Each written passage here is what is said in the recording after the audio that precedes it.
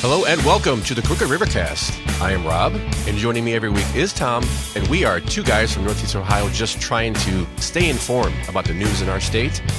This is show 32, recorded on October 25th, 2025. Another week has gone by, and we've got some stuff to discuss. So let's go! You hear this, Tom? I do. Can you hear what that is? That's what we used to call physical media. What? I got a new album. I smell it. I love the smell of new music in the morning. Yeah, I've been rocking out, man. Mammoth got a new album out. You got the CD? Got the CD, pre-ordered it, came a day before, in the mail. Nice. There's, like I said, there's a CD that I can actually touch, feel, put in my CD player. Sounds so good. I'm going to go get the vinyl and never play it. Yes, there you go. And, you know, there's this other thing. Hear that? What is it called? It's called a booklet. You know, not as cool as the vinyl, Tom. I get it. It's just that, but smaller. You know, I only said that about the vinyl is because it's like I have to make time to sit down and actually listen to things, you know. And the album cover is pretty cool. Like, very bright, very bright. Yeah, it's all yellow and there's like a flame dude on it. It's just guys, it's like a artist rendering or a sketch of this dude on fire or something. I don't know. It's a flame with legs. It's just cool. It kind of stands out. Sweet. So far, I mean, he's already dropped 3 singles in the run up to the album release. Again, Mammoth, if for those you don't know, is who's the founding member, and for a while the only member, was Wolfgang Van Halen, of course, the son of Eddie Van Halen, the great Eddie Van Halen. And he just dropped his 4th single, which is Same Old Song, I think it's called. And this is the first video he has where he has his whole band in it now. I think he's finally, all the other videos he's had was just him playing all the instruments because he writes and plays all the instruments on the album. Yeah. And this one, it dropped yesterday. I know I sound cool when I say it dropped, so I keep doing it. It came out yesterday, and then they dropped the new music video and music. I'd play it, but it sounds like crap. So, but it has this, you know, actual physical paper that you can hold and read along with the, you know, with the lyrics in it and weird stuff like physical media. I love it. You know, like you can find out who's playing on the record, who engineered it, and and a lot of this you can kind of do with the digital media. It's not the same, and it's very nostalgic for me because I used to do this all the time. Just sit there and read the album cover. Yeah, first time you play it, you're going through the whole album cover. Album cover. So he's done this in his other albums too. So he has in the center, he's got a wolf thanks everybody he thanks, right? So he thanks his wife and all his friends, and of course, and everyone he thanks his dad. And basically, you know, he says, it's like, damn, I get you.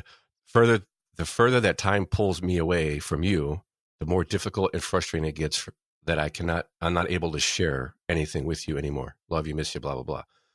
And then he says, and as always, thank you. It says always you. Thank you for supporting a rock band in 2025. That's pretty crazy and badass of you. I'm eternally grateful and hope this music makes you feel things. So that was pretty cool. I was very excited Friday when I got it. I was like, hell yeah. New music. And it's rock and roll. I am going to be listening to that today. Yeah. It's already definitely downloaded on my phone, and I'll be listening to do the to-do list around the house today. When you, because I'll probably buy the vinyl, but I like it when a lot of bands, if you buy the vinyl, you also get like a free download of like high quality audio to stream in your house and stuff. Oh, okay. So, does the CD come with it? Not that you need it with the CD because you could always kind of rip it. It does not. No, it doesn't. There's nothing on it that says there's anything like that. I don't know. I know he had a huge, you know, pre-order. He had all the signed albums, and he has vinyl on the site. Right. He's selling it vinyl, but I missed the autograph one. Not that means all that much, but would have been kind of cool. And coming to Cleveland, November 18th. Hell yeah. Yep. And we'll have Cleveland Agora. Cleveland Agora. Yep. It'll be, should be a good time. It should be a good time. Yeah, it'll be a good show. On top of that, just careful, everybody, because I got some new tech. Go! Yes. Go! Go! Yep. Okay. Just pre-warning everybody. I may accidentally hit a wrong button and play the completely wrong clip at the completely wrong time. So you never know. But yeah, we're adding to the show, people. We're adding to the show. Investments into the show. Yeah. That's stuff I can play my clips with. Kind of fun. So, so this week. Well, they don't want any kings, Tom. They don't want no kings, but they sure do want all the queens they can possibly get. Huh? Do you see any no kings protests? Yeah. Yeah, I watched some online from different areas, and then I did see some footage from local stuff, and it was a little bit more pathetic than last time. Oh, well then, a little bit more geriatric too. Oh, well, that's for sure. I got some of this. So you want to talk about pathetic? Let's start with this one first because I for some reason I have 2 MSNBC clips for today's show, and I apologize ahead of time, but they're pretty good because imagine being this guy. Imagine trying to take yourself seriously as a reporter, and you have to do stuff like this. Angel, I've never interviewed a unicorn live on MSNBC. It's always the first time for everything. Angel, talk as loud as you can because you got a kind of a big snout here. Say that again, sorry. I said it's hard to hear you, but tell me what brings you out and to be inside this hot unicorn costume today. All right, pause that for a second. Just to get the picture. Is a pink unicorn costume, one of those blow-up costumes you put around yourself, and he has the mic, the long studio, those long microphones with the little thing on the end, the square, and he's shoving it into the unicorn's mouth. You suck on this. Yeah, because you can't hear him because he's inside this big unicorn costume, pink unicorn costume. All right, so we'll continue.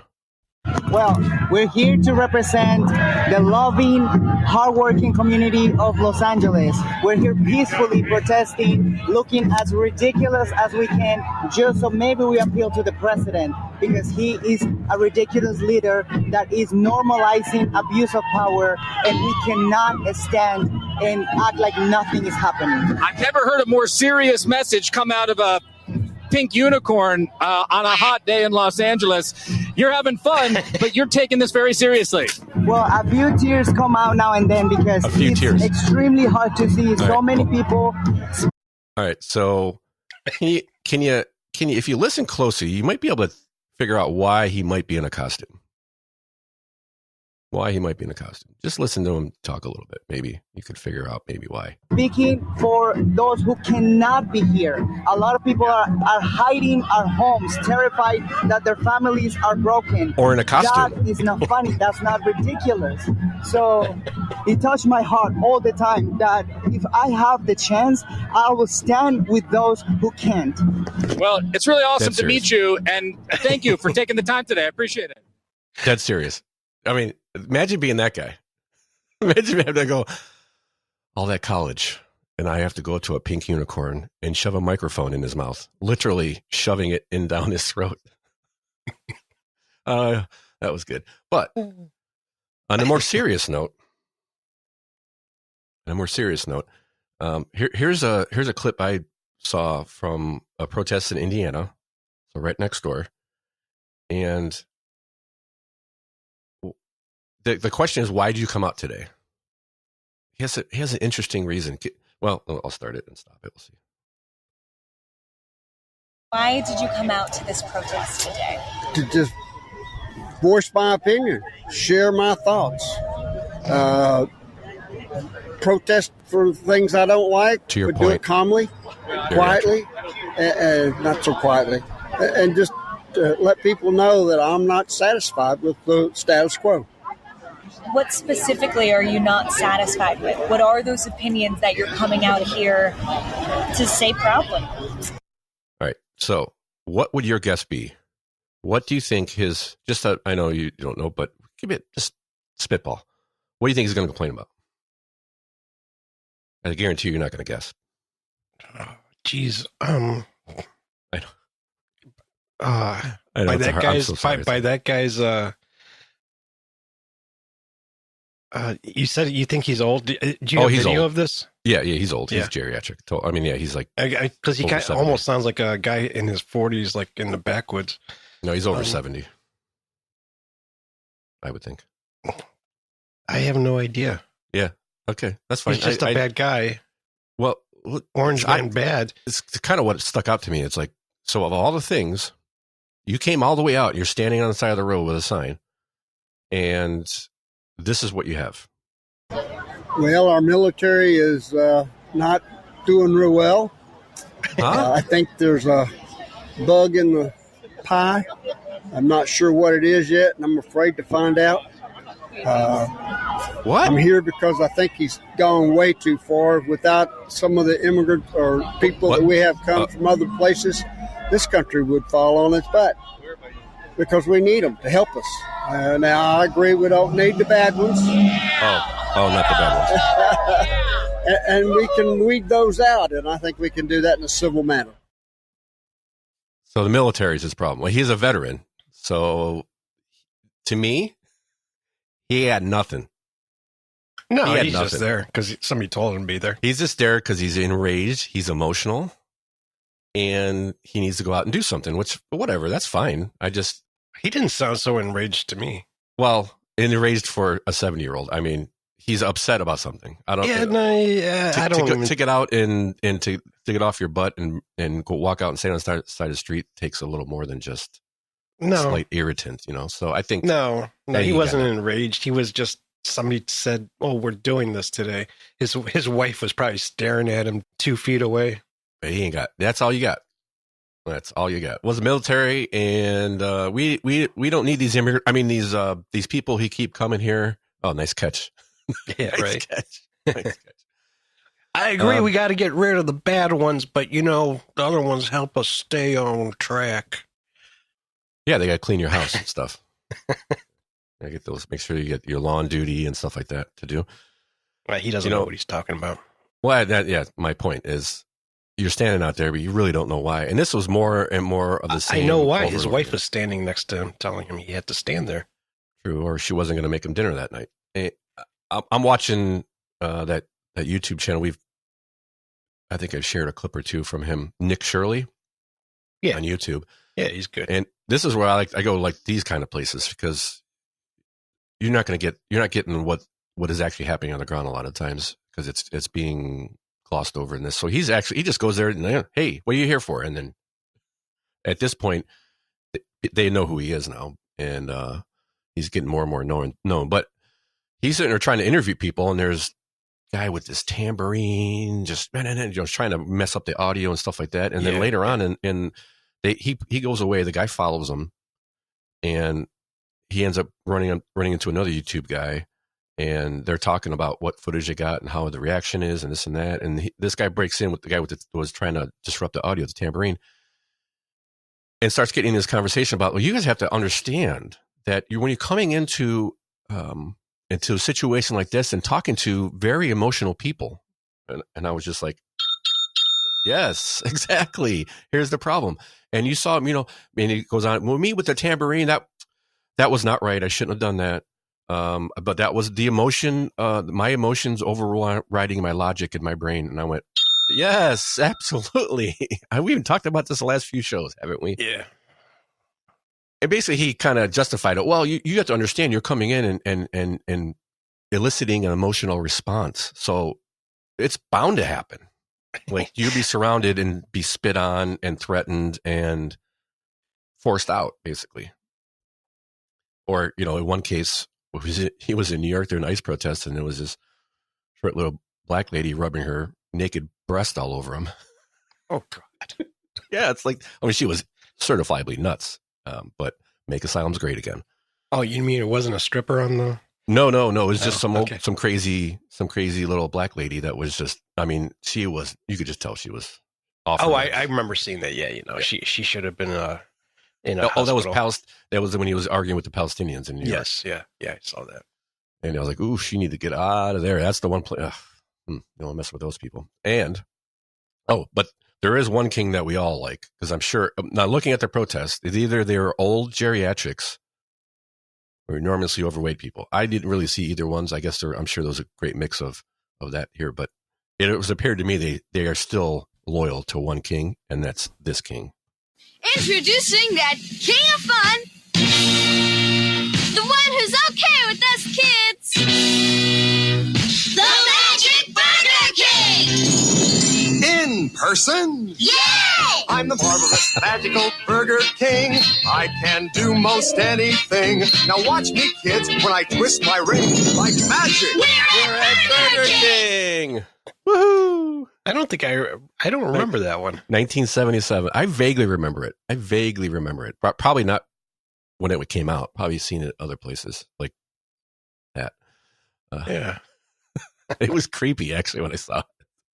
It's like, no. Watch out for the magical Burger King. All right. So, and the other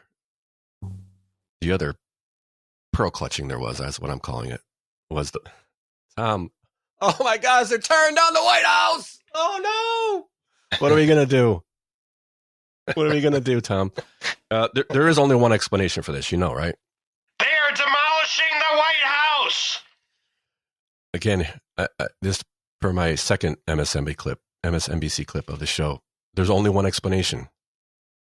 And it's this, of course. Good evening from New York. I'm Chris Hayes. Donald Trump wants to be a king. It's the best explanation for everything he's been doing just in recent days. Just look at what he's doing right now to the White House. That is, of course, the people's house. It's our house as Americans, as citizens. There it is.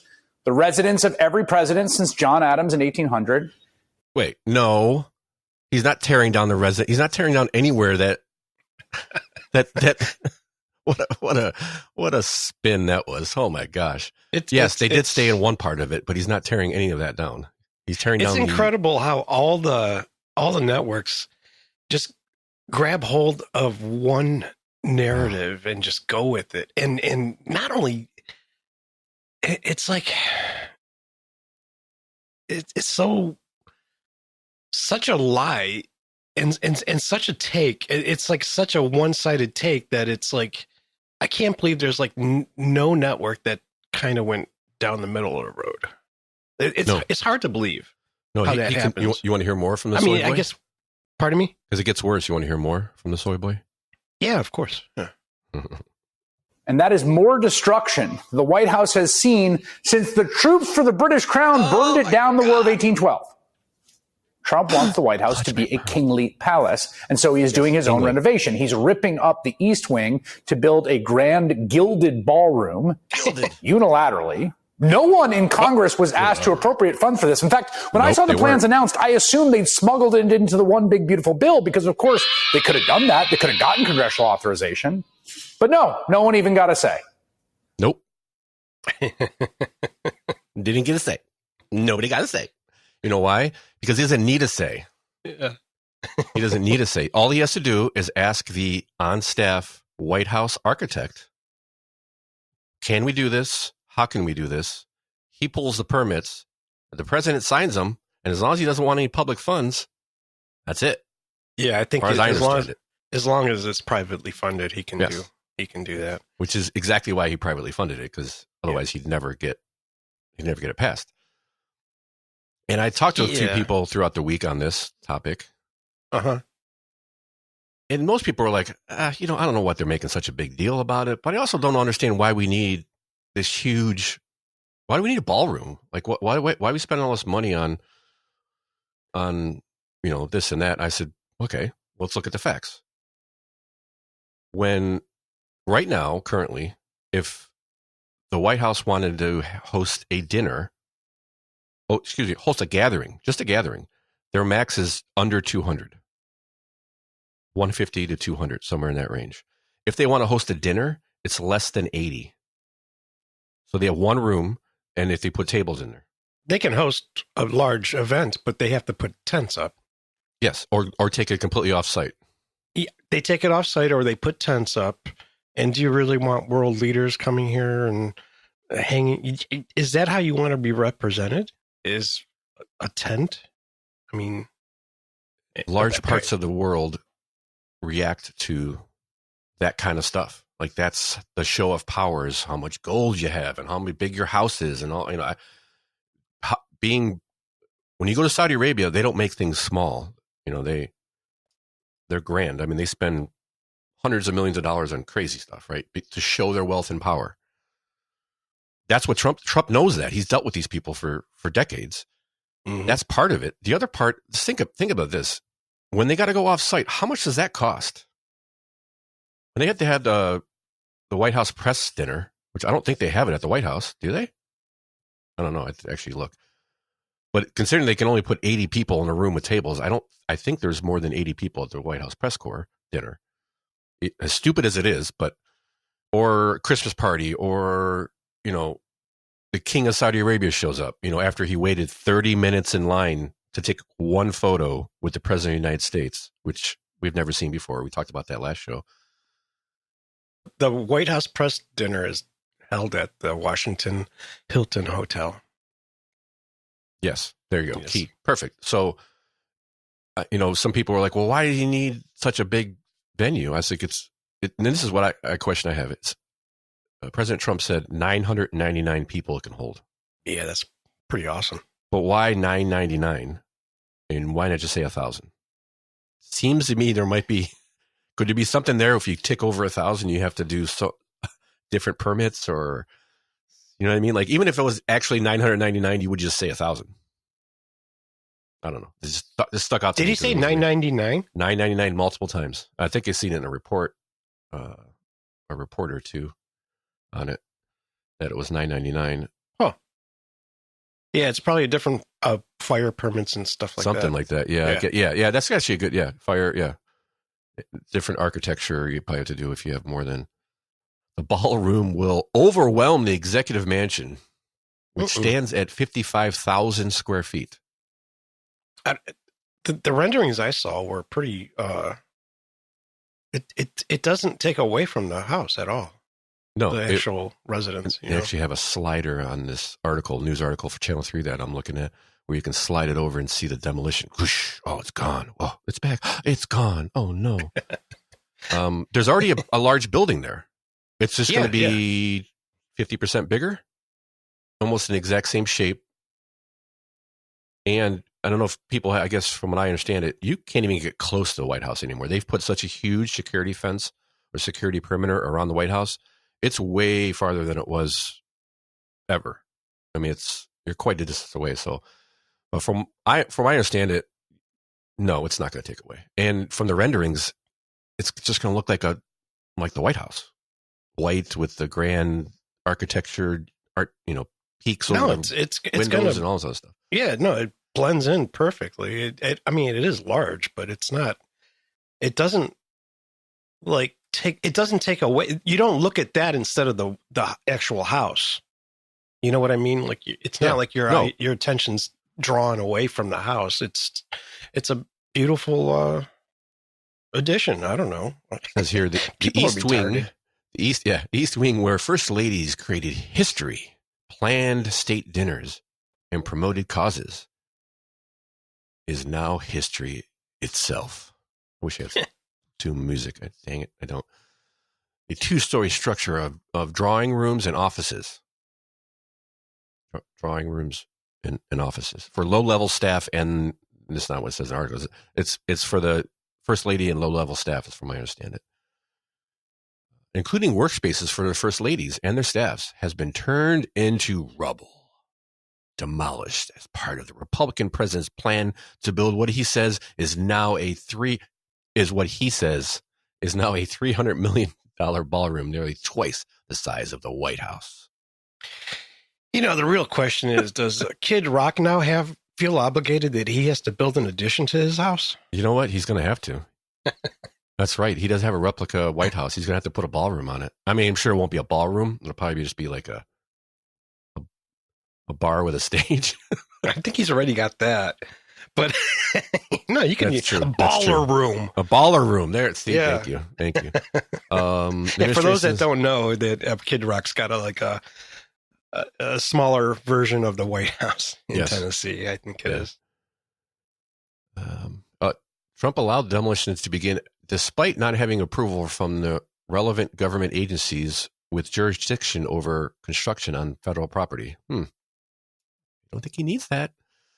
So that was the latest. It was a little shocking to see, bulldozers going to the White House, but it's. But I mean, I don't know. Nothing drastically. The wing they tore down was built in like 1948, something like that. Right. It's 40s, not like 40s. 40s, yeah. It's not like it's nothing historic. I don't think is. Well, I mean, it's not the first time. It's been done a number of times. Well, yes, Tom. Since they burned it down during the War of 1812. Yeah. I mean, it's that bad. It's that bad. Well, from what I understand, there are parts of the White House that really do need, to be reconstructed or and stuff. God, I mean, just old. It's one of its main functions is to entertain state dignitaries, and it really can't even do that. Yeah, right. So, I mean, at one time it was fine, but now you've got, everybody and their mother trying to jump on board. So you gotta get more room, and it's gonna be big. It's gonna be beautiful. I can't do a Trump, but some say the most beautiful. I think it's the most beautiful. But did you hear him in front of reporters, and the reporter's like, "Well, why didn't you tell anybody about this?" He goes, "I've been telling everybody I can." If third rate reporters, you must be a third rate reporter then. And the guy was like, "I was just asking a question." Like, no, you're assumed. I think he said, third rate reporters asked me that. I've been transparent about this since the beginning, and you're obviously a third rate reporter. You've been from the beginning, like something like that. Typical. He says that. A new a-hole. It's great. Yeah. I mean, it's not even anything personal. It's just what he does. It's like it's just his insult to you. But he does say something like, "Oh yeah, Trump said Wednesday, keeping the East Wing would have hurt a very, very expensive, beautiful building." I don't know. Anyway, well, it does. I think I don't know why. The way he speaks is bizarre, but his brand. Well, yeah, I don't even know if that's part of his. It's part of his brand. It's part of him. I don't think it's part like he tries to sound different, but he's right. It does hurt the entire thing because it's like you can't have your functions like you would like to. Like you should want to impress the people around the world. Yes, that's how you. That's why people have said over and over. He knows how to use the power. He knows how to use it. He knows how to wield it, and he's showing it over and over again. And I mean, we're now approaching week 4 of the shutdown, and I don't think he gives a 2 shits about it. He's like, whatever, I'm moving on. You guys want to shut it down? Okay, fine. And to the even point where I debated on, we'll probably talk about next week, their SNAP benefits may be shutting off. I don't think so. You don't think so? No. You're going to do something about it? No, I don't think that's. I think the tariffs are paying for that. Well, I mean, because of the shutdown, they're not going to get checks starting next month. I don't know. Well, that's what they're saying. I just don't know about that. Yeah. Right. That's why I set it aside. A lot of the times, I feel like sometimes we jump on them a little too early. And let's see. This is just a story about what might happen. So let's see what actually is going to happen. And the state is looking at it. Fetterman's saying that. That's why he's voting yes. And he's trying to convince any other, all the other lunatic, left-wing people to vote yes on it because of the SNAP benefits.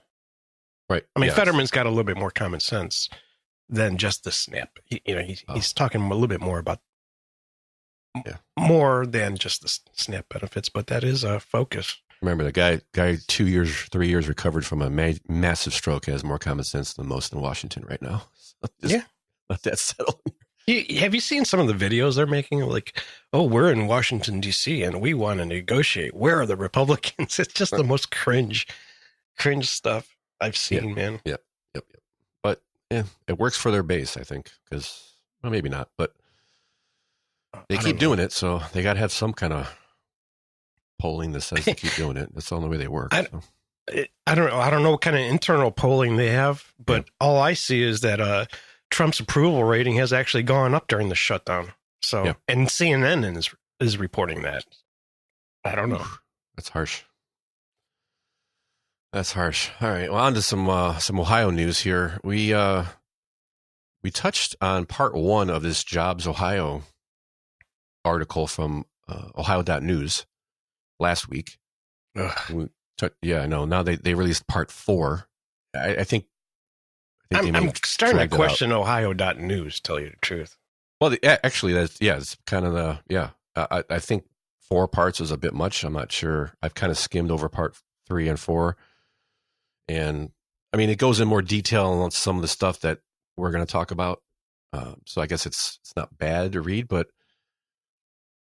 so what is Jobs Ohio? Jobs Ohio is a organization or a group, a nonprofit private organization that was started in 2011. I think it was John Kasich was something that he promoted, and they keep calling it a John Kasich program, at least from his era. And it's supposed to help attract jobs to Ohio. But it's a little funny math, I think. It's not funny math, but is it? Well, let's have a background on Jobs Ohio real quick. Maybe we can help with that. We can start the conversation out with this one right here. Jobs Ohio is a private nonprofit economic development group that seeks to attract investment in the state. Last August, we looked at Jobs Ohio and its request for an extension from the state to extend its contract into the year 2053. The current contract runs until 2038, and the extension is estimated to cost between $10 and $22 billion. I got a few clips from this. This is a report from a year ago. And get my great clip set up, but from a year ago when they were passing the extension. So they just recently, about a year ago, they had about 13 years left on their contract. They extended another 15 years, I believe. And that was kind of drew questions on why, if you're 10 or 12 years out, why are you extending it already? And their claim is, or it has some weight to it, which is basically, a lot of these projects that we deal with are 5, 6, 7 years out, even longer, before they actually develop jobs, because it takes a long time to build factories and all this other stuff. So I still think 12 or 13 years is probably enough. You could have waited a few more years, but So we're looking at this. We're talking about it. I think you posted something on X, and we got some comments on it. No, I didn't pull up who sent us a comment. Do you remember? But it was somebody from Jobs Ohio, wasn't it? Yeah, it was the marketing guy. I forget. That's right, I think his name was Ryan something. I'm sorry, I don't have it in front of me. That's fine. No, that's good. So he asked us, hey, check it out. These numbers seem a little, they're not correct, or they're misrepresented. And we said, yeah, thank you. We'll check it out. Yeah. And so he also commented on the Jobs Ohio X post on these articles with their own blog post, kind of having their side of it. Like, hey, yeah, it was their response to it. It's not quite what it seems. And fair enough. I think they're onto something here, because Ohio.news is saying that Jobs Ohio spent $1.9 billion in 2023 and only got X amount of jobs. And Jobs Ohio is saying, no, that's the total revenue brought in by the distribution of alcohol. And then maybe some of you might be thinking, alcohol, what? Yeah, Jobs Ohio gets its funding from the profits of the alcohol distribution that the state controls to the state liquor stores. To me, I mean, bells go off like crazy in my head. Like, why? And basically, Jobs Ohio is saying that there's a little confusion. There's two separate entities here. The $1.9 billion figure is actually from 2023. In 2024, it was actually $1.7 billion. Okay. And it represents the combined operating expenses of two distinct entities with entirely different objectives. Okay. Fair enough. That's a valid point. I think they might be actually right on that. Jobs Ohio is one thing. So Jobs Ohio is a private nonprofit economic development organization funded by the profits from Jobs, which is JOBS, acronym JOBS. Jobs, JOBS, stands for Jobs Ohio Beverage System. Two completely distinct entities. It's weird. They're not distinct at all. They're almost named exactly the same. They are named exactly the same. They have the same logo, don't they? Good question. I don't know. I don't know. I can't tell the difference when I'm looking at that. And the key point here is they say Jobs Ohio is a nonprofit and it's funded by profits from Jobs, JOBS, which is Jobs Ohio Beverage System, and is not taxpayer. It's not taxpayer dollars. Hey, Ryan, VP of Marketing, you're failing. I can't tell the difference. Yeah. Well, I don't think you should push on the fact that it's not taxpayer dollars because you are getting profits from a state entity or from selling to state entities. That used to be what happened to this money before Jobs Ohio. It went into the general fund, which would be taxpayer dollars. So now I'm looking into how did Jobs Ohio even start? Well, let's try clip 2 from Jobs Ohio, transparency. Jobs Ohio is funded by state liquor profits. That's money that used to be in the general fund, subject to public oversight. But since 2011, that money is privatized, with Jobs Ohio distributing liquor and getting a portion of the profits. Being private means when they make decisions and there are questions about those decisions, the public has to take them at their word. So there's no oversight now that they're private. So they have a breakdown on Jobs Ohio. So they're again, these are separate organizations with separate financials. How are they separate? How are the financials separate when Jobs Ohio gets profits from Jobs Ohio Beverage System? Serving separate purposes. Yeah, one to get you drunk, one to get you a job, I guess. So, and they say since the reflection in the article is $1.9 billion cited in the article from 2023, they're going to say $1.3 billion was or is for the cost of goods and expenses to operate the liquor enterprise. So they say $1.3 billion was basically, buying the liquor and the expense to distribute it to the liquor stores. It says plus $1.3 billion for the cost of the goods and expenses and to operate the liquor enterprise. $100 million is a supplemental payback to the state. I'd like to find out where that money goes. And so that's where they end up with $467 million that Jobs Ohio spent in 2023. And here's where it actually went to. $383 million in economic development programs, loans, and grants to companies. We'll get back to that.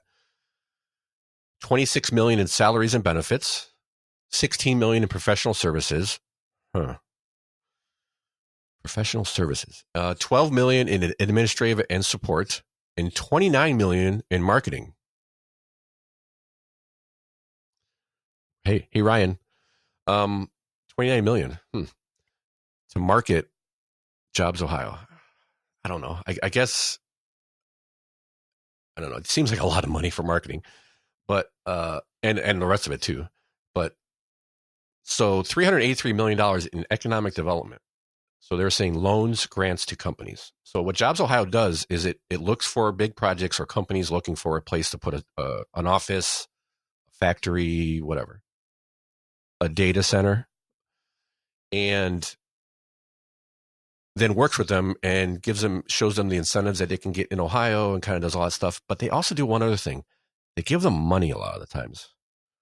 And in this case, their largest expenditure so far in the history of Jobs Ohio since 2011, can you guess where it went to? It's a big project in Ohio. Big, huge. Data centers. Intel. Yeah. The plant chip, the so-called plant chip. Yep, $140 million went to the Intel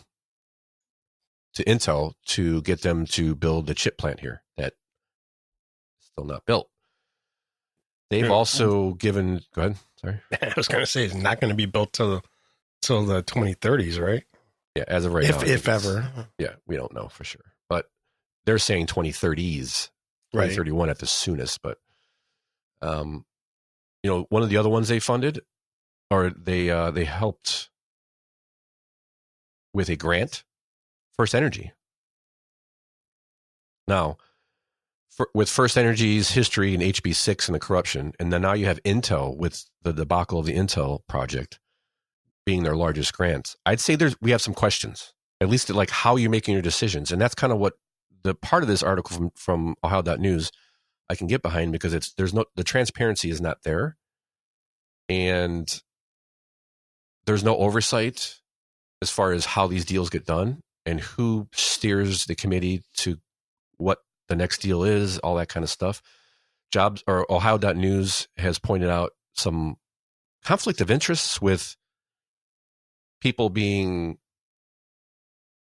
on the lobbying organization, but also on Jobs Ohio board, on Intel's lobbying. Now, are they coinciding with the same time? Maybe not. Maybe Intel got their grant, and then a year later, so and so gets on the Jobs Ohio board. At one point, somebody had to back out of the Jobs Ohio board because they failed to disclose their work for a lobbying company, which was hired by a company that they had given a grant to. This kind of stuff.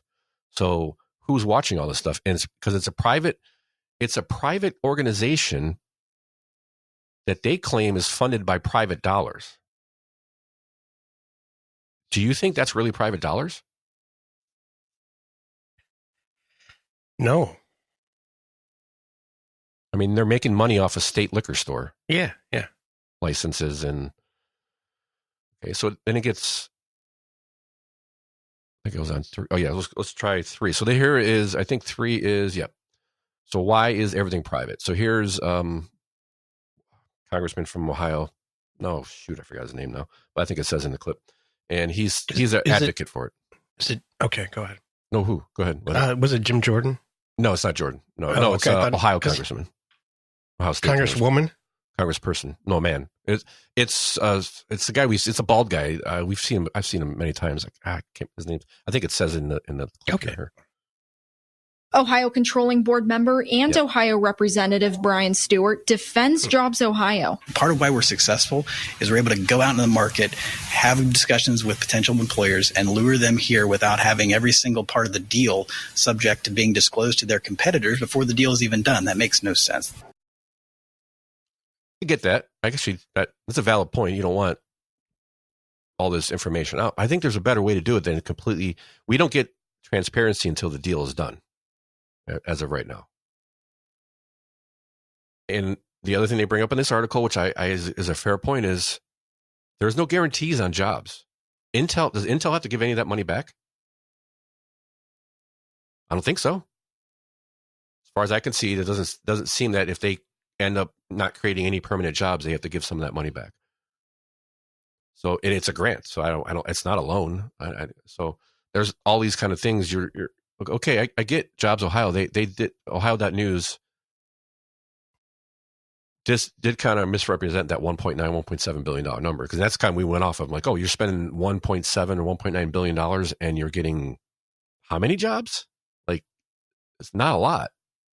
But it's not really what they're spending on it. They're still spending almost $500 million, which makes it a little bit better. But it's also no transparency, and not sure they actually made it. I mean, they did stick up for themselves a little bit. But how did this all begin? I think it says here in my last clip. How did this all begin?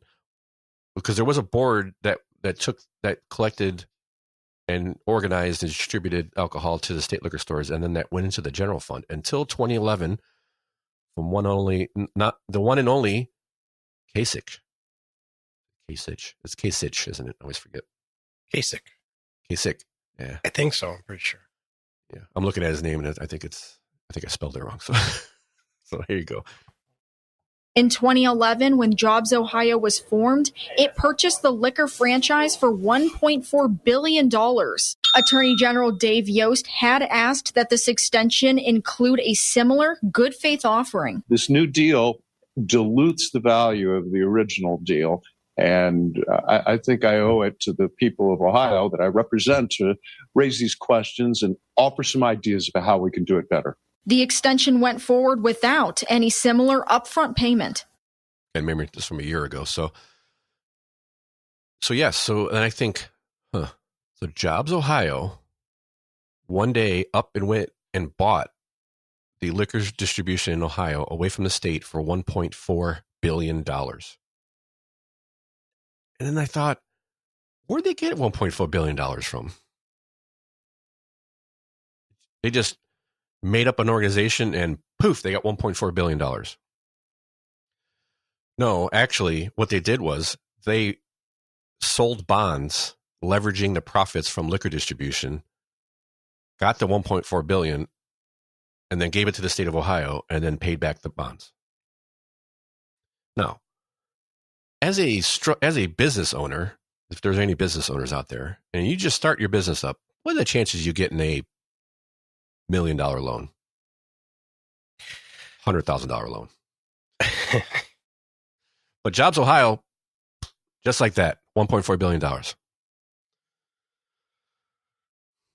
I don't know. Seems like there's a lot of money just going around in a circle. Seems a little fishy, but I feel like I don't know the whole story here. Like these things tend to be so complicated, almost on purpose, it seems, that you end up going, I just want to make dinner and go to bed. Well, I mean, like, who in their right mind is going to go through all this? What are you trying to say, Tom? Well, shit, I've been doing it all week. No, and that's the point. But you're not going through all. You're just going through the information you can get, and you don't know if it's all accurate either. You know? 4 articles, 5 if you include the jobs. I mean, there's going to be probably more. There's more. Yeah, there's going to be. It's something I think. There's not a lot of sources on this. That's the problem, you know. Yes, as far nobody's as talking about it. Right. So credit to Ohio.news, but I think you got it wrong. Got some of it wrong. Right? I think so too. That's why it's hard to. That makes it even harder to get through this stuff. And I almost kind of. I almost like my eyes start rolling back into my head. Yeah. Yeah, exactly. That's It's like, you know what? It's just not worth it. Just tax me a little bit more. That's easier than trying to figure this junk. And it's like property taxes. It's like on and on and on. Every program in the federal government, it's so convoluted and complicated. You figure it out. Let's say you figure it out, and then what? What are you going to do? This is so big that it's like, where do you go with it? Even, you know. Yeah.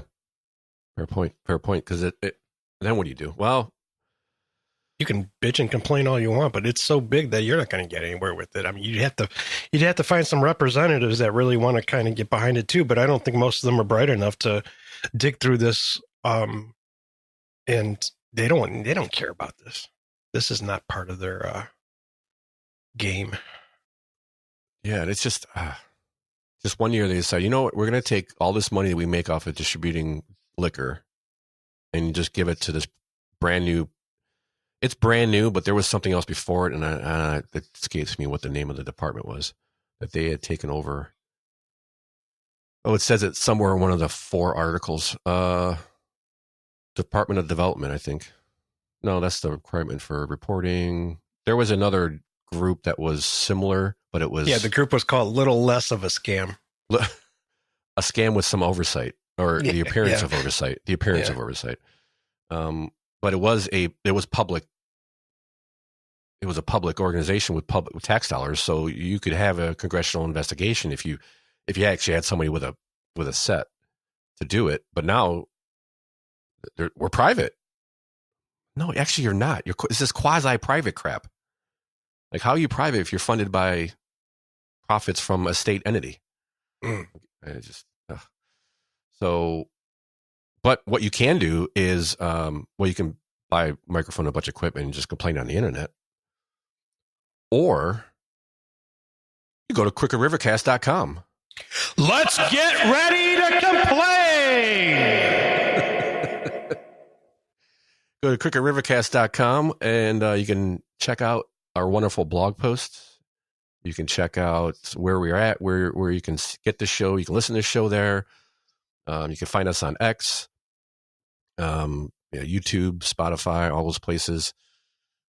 Share the show with your friends. We really appreciate it. Leave a comment, a review on your favorite podcast app or system.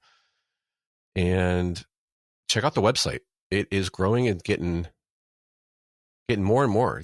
There's more there now than there was before. I actually sent out the website to a friend. We were talking about what we're going to talk about next, which is data centers. And I said, well, here's a perfect time. And I gave her the pitch. I said, hey, I had these two really smart guys talking about Ohio stuff. I have good sources that they're going to talk about this weekend. I sent her the link, and her immediate response was, "Wow, nice content." So she immediately went to the website and saw all the articles and all the links that we have there that we talk about in the show. You can go there, and a lot of times we'll even add a little bit here and there that we come up with later after the show if we find something, and more to come, I'm sure. It'd be nice eventually to get like some of the audio clips on there too, but down the line, easy, baby steps. But that's what we're looking forward to. Yeah, I'm going to ask about that. I think we can do that pretty easy. Yeah. Let's see. So share the show. Check out crookedrivercast.com or send us an email at crookedrivercast@gmail.com. Thank you for all the help with that. Next on our list, I've been kind of compiling a little bit of information, both in my daily ventures in the world and in the news on data centers. It's a massive, massive issue in Ohio. And in many ways, it's creating large amounts of jobs and large amounts of heartache, it sounds like. And we actually had some email correspondence with the listener on it down in the area about a Norton data center specifically and some shenanigans that may have been happening down there. Is it creating, I mean, as far as construction, it's creating jobs, but after the construction's done, there's not many jobs. Right? That's one of the it's one of the promises that probably falls short, right? Right. Yep. As we'll get into. What we were sent, the information we were sent is, there's a city council meeting and some things were said that may have been true. It's a weird way they word it. And we'll get to a couple of clips here, actually, right now. So they had the data center. They had a meeting in it's at the old PPG mine site in Norton, Ohio, in the city of Norton, in the county of Tuscarawas. No, that's not. That's a different county, I think. And which Norton, Ohio. I don't know. I don't think that's. Is that Summit? It might be Summit. Yeah. Okay. Yeah. Tuscarawas a little south. That's a little further. Yeah, that's way further. And it's there was a company representative from Quantum HPC that was there. The project's called Project Titan, the data center in Norton, Ohio. And some of the residents, they're putting a campaign against it to try to stop it. And they were actually successful. And one of the things, let's just hear his report because there's a couple questions I have. On why it got canceled. I think I know why, but I'm not sure. So some things were said, and somebody got in some hot water. So there you go. Hey, so remember that data center that we told you about just this week in Norton? Residents didn't want it. City Council was going to make that decision. Well, now it is not happening. And I want to read you a statement from City Council about why. They write, following the town hall meeting on Monday, October 13th, several council members were provided information from a concerned resident regarding certain statements made by the representative from Quantum HPC. Council members shared this information with the law director, who asked the developer to determine if the statements were not true. The developer determined those statements were not true and informed the city that the representative is no longer working for the developer. As a result, the data center project is not moving forward. Interesting, but they never say what the untrue statement was, or any. And all the articles, they won't say. They just say that citizens brought some information to the attention of the city council and of the council. I don't know. I don't know if they're a city or a township or whatever, and that they had reached out to the representative of the company, and the company said, nope, those are not true. And we fired the guy, and there's no more data center. I think basically they kind of realized that they weren't going to pass it anyway. So they kind of felt like they backed out or something to that extent. So that's what it feels like to me. The only thing I could find was this little clip from Channel 3. By the way, that was the previous clip was also Channel 3, a little short on YouTube, Channel 3's website on YouTube. And here is another report from there. It has a little clip from the meeting, which this could possibly be the reason why, but well, you'll see. Take a listen to the Quantum HPC representative's answer when asked if he could say this data center wouldn't impact residents' lives. I'm not telling you it's going to not do any of those. Of course it's going to make noise. Everything makes noise. Your dog makes noise. Your cats make noise. Everything makes noise. Doesn't bark 24 hours a day, 365 days a year. Understood. Oopsie. Now, I guess that could be the comments. Seems maybe a little, I don't know, a little much for those kind of comments, but it is a topic. It's one of the bigger topics. So I have some acquaintances that I speaking to. You know, they're not quite friends, but I've known them for a little bit, and they're out in Western Ohio, and there's some data centers being proposed, and they're fighting it because. So, for example, here's a guy who new family. He's probably early 30s, got a couple of kids. 3-4 months ago, they finally got their house, right? They got 10 acres. Right. Sound familiar, Tom? They got 10 acres. They got the house they wanted. It's surrounded by farmland. And 3 or 4 months later, they're now putting a data center. It's going to butt up against his property. And they're fighting it like crazy. Another guy, completely unrelated. They don't know each other. And I think he's in the same area, and the same thing's happening. Data center is going to be like a mile down the road from him. Not quite as bad. But still. I'll tell you what, man, if, my wife and I looking for a property, that is like one of the things we do look at first to see if there's anything planned that's going to butt up. We try to, I want to try to find 10 acres that butts up against state land. Yeah, national forest or something. Yeah, that's what, who owns a ton of land out, well, probably not all over Ohio, obviously, but in Cuyahoga and Lake, and is the Natural History Museum. Oh, really? Yeah, they own a ton of land, and I don't know if it's investment or they just got loads of cash that I don't know what it's for. Yeah, it's a good store of cash for sure. You always got to check who owns the land around the property you're planning on buying, because man, the last thing I want is some big project coming in, and just think of all the noise and the filth that, it's going to be a mess. Oh yeah. I got down a rat hole for sure on this issue, on this topic in the last few days. Here's a little example of what you can expect from a data center. Here's a Business Insider report about, it's about a 5 or 6 minute clip, but here's something to keep in mind about what happens. And in these particular cases that I'm talking about, the land that was owned that's up against this guy's property were owned by farmers. Yeah. That so there's not a whole lot. They had to be like in the plans. Yeah, they had to be. There had to be some, like, you got to call the county up in the township up to see what's going on. You got to do your due diligence for sure. Yeah, and he said the only person for it really are the 2 or 3 farmers or the farmer owners, families that are going to really benefit from it. Yeah, and he could tell he's beside himself. He's not sure what he's going to do. And to that point, here's what Business Insider has. They said a lot. They went on a lot of different areas in this little 5-minute clip they had, our report, but even to the point where they were estimating how many more deaths around the country would be because of the environmental impact of data centers. I'm not sure they go that far, but they are quite annoying. And if you bought a house and you used to quiet farmland, here's what you can expect here a little bit, and some of the other repercussions from it.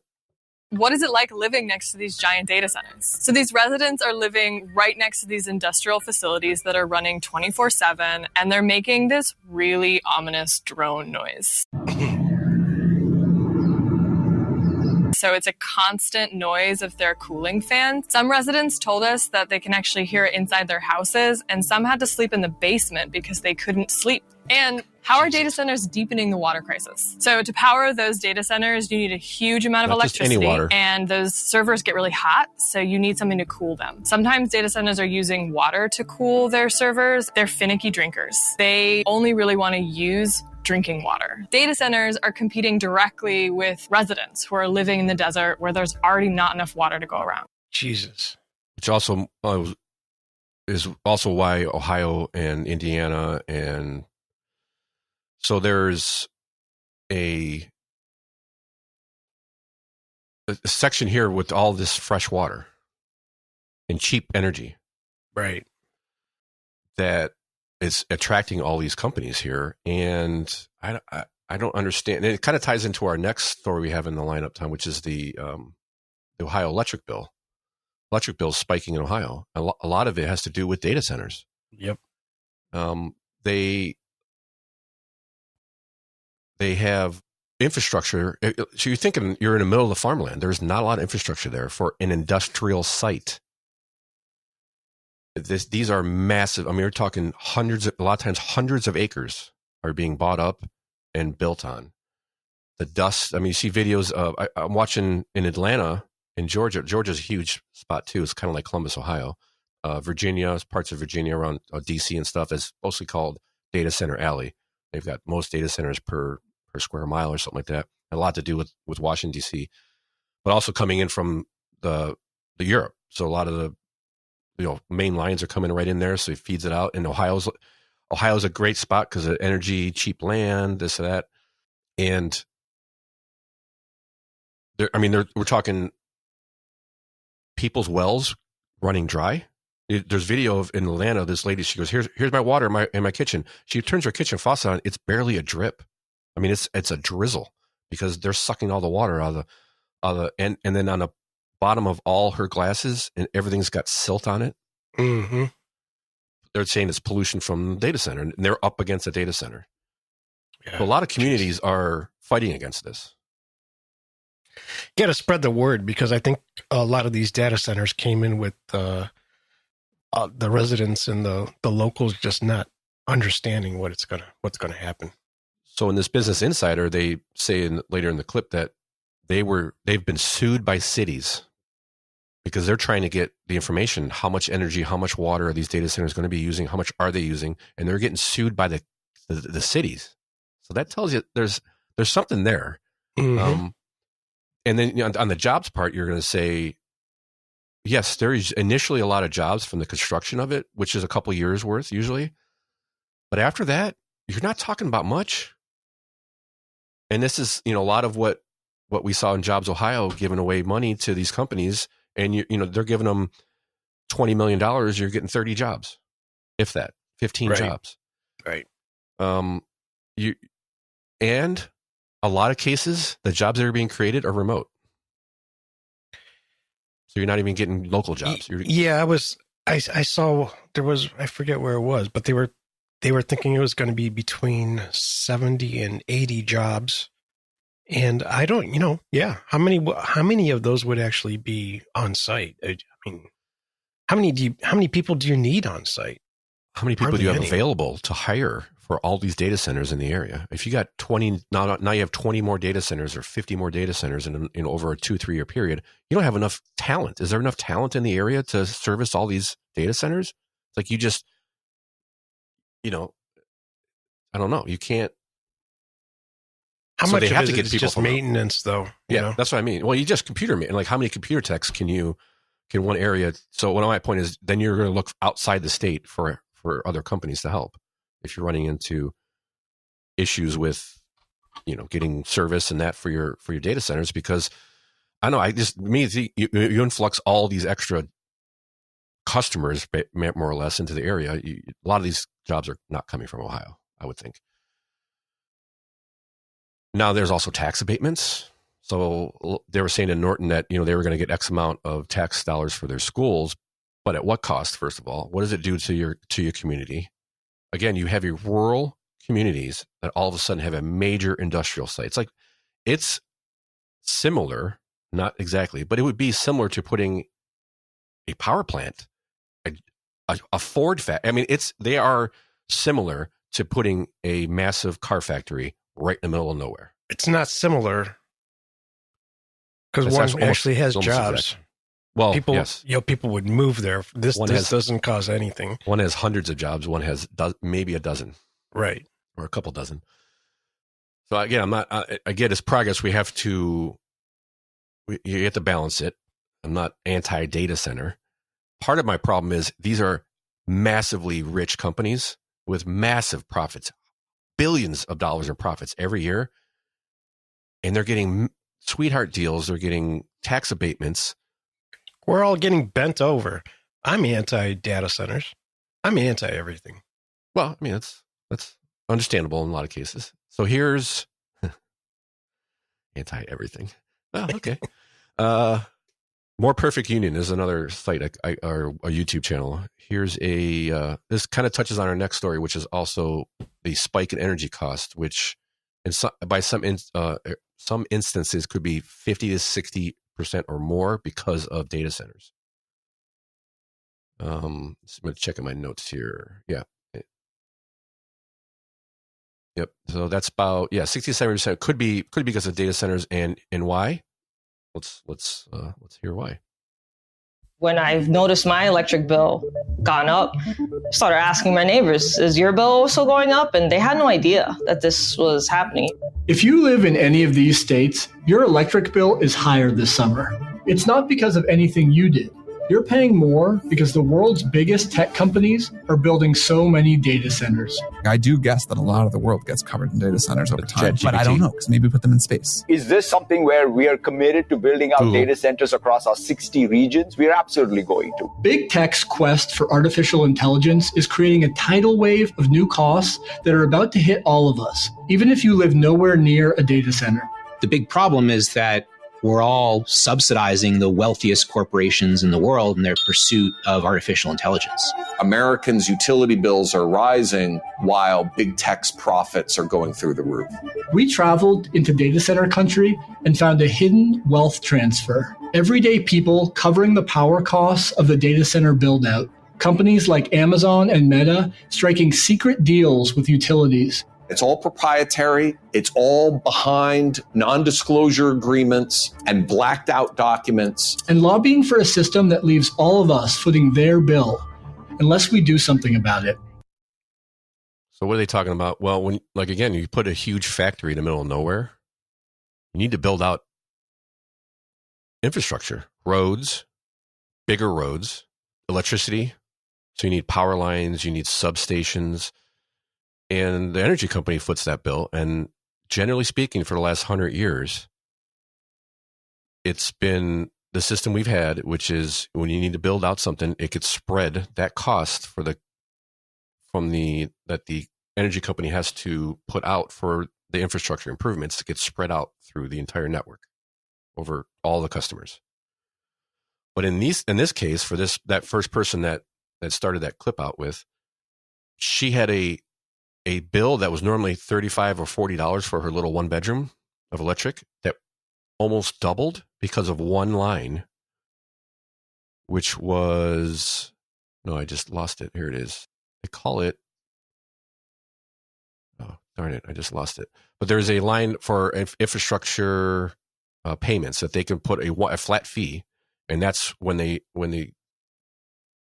energy company is allowed to, by the regulatory agencies, to add to this line when they build out, plus 10% profits in most cases.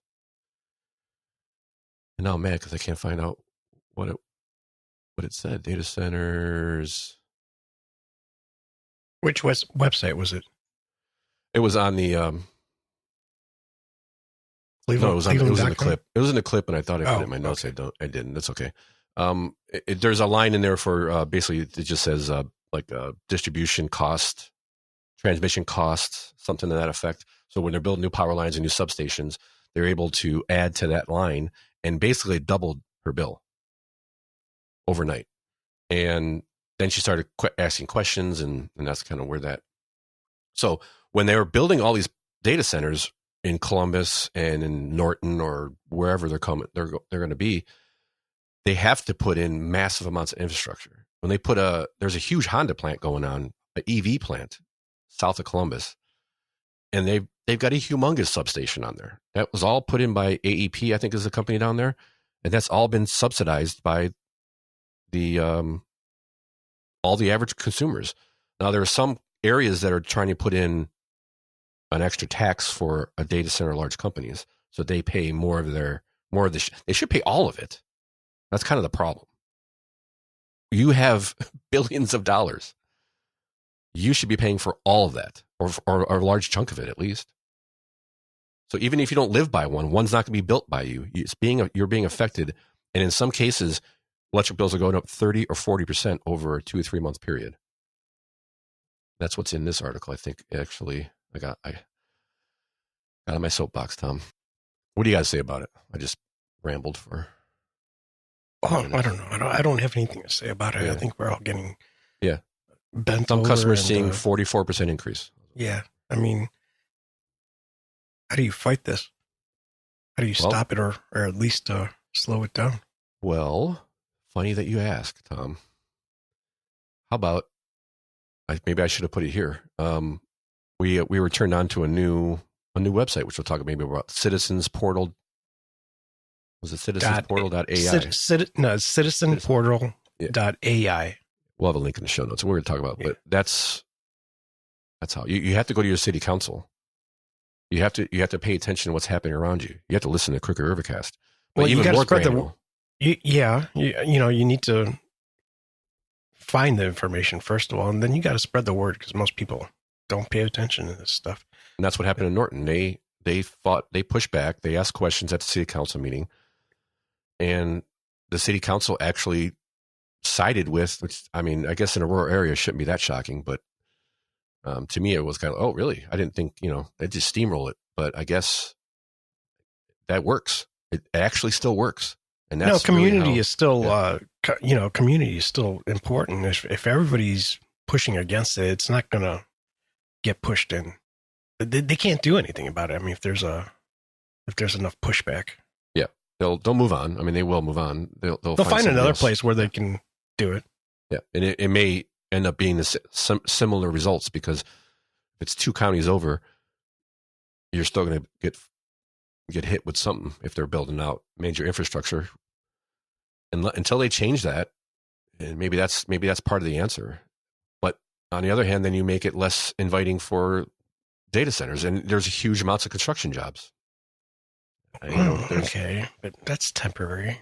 They're temporary, yes. They are temporary. So, for example, Columbia Gas of Ohio's standard choice offering rate climbed 26% in the past 7 months. So, what does that affect your electric bill? Well, a lot of electric plants are run by natural gas. Right. So it went from 52 cents per, CCF to 65 cents, man. Yeah, it's huge. Yeah, huge. And I just think people need to be aware. You're not getting massive amounts. It's not like you said. It's not getting like you're getting a Ford plant where you're going to get 300 jobs. No, you're going to get like 12. Yeah, no, the data centers are you don't want that in a rural community. I mean, I guess if the entire community wants it, or if there's a majority of people that do want it, then okay. But I don't see why. If somebody, I just look at it this way. I mean, there's farmers, and then there's people that want to live not off grid, but a little away from urban centers, and they want to. They're there for a reason. They want darker skies. They want less noise. They want less light pollution. Well, I guess that's darker skies. They just want to live in peace and do what they want. We haven't talked about the light pollution either. Yeah, lights there's a lot on of that 24/7. Seen some of the videos, like the inside of these people's houses at night. It's like there's floodlights on your house in some cases. It's pretty crazy. And there's these big conglomerate. There's nothing you could do. I'm not super familiar with Norton. I don't know. I'm familiar with Copley, which isn't far from Norton. I don't think I've ever driven through Norton, so I don't know how. I know it's rural, but I don't know how congested it is or not congested. Yeah, it's decently rural in many of the parts. I've heard they have an incredible taco shop there, Truckeria.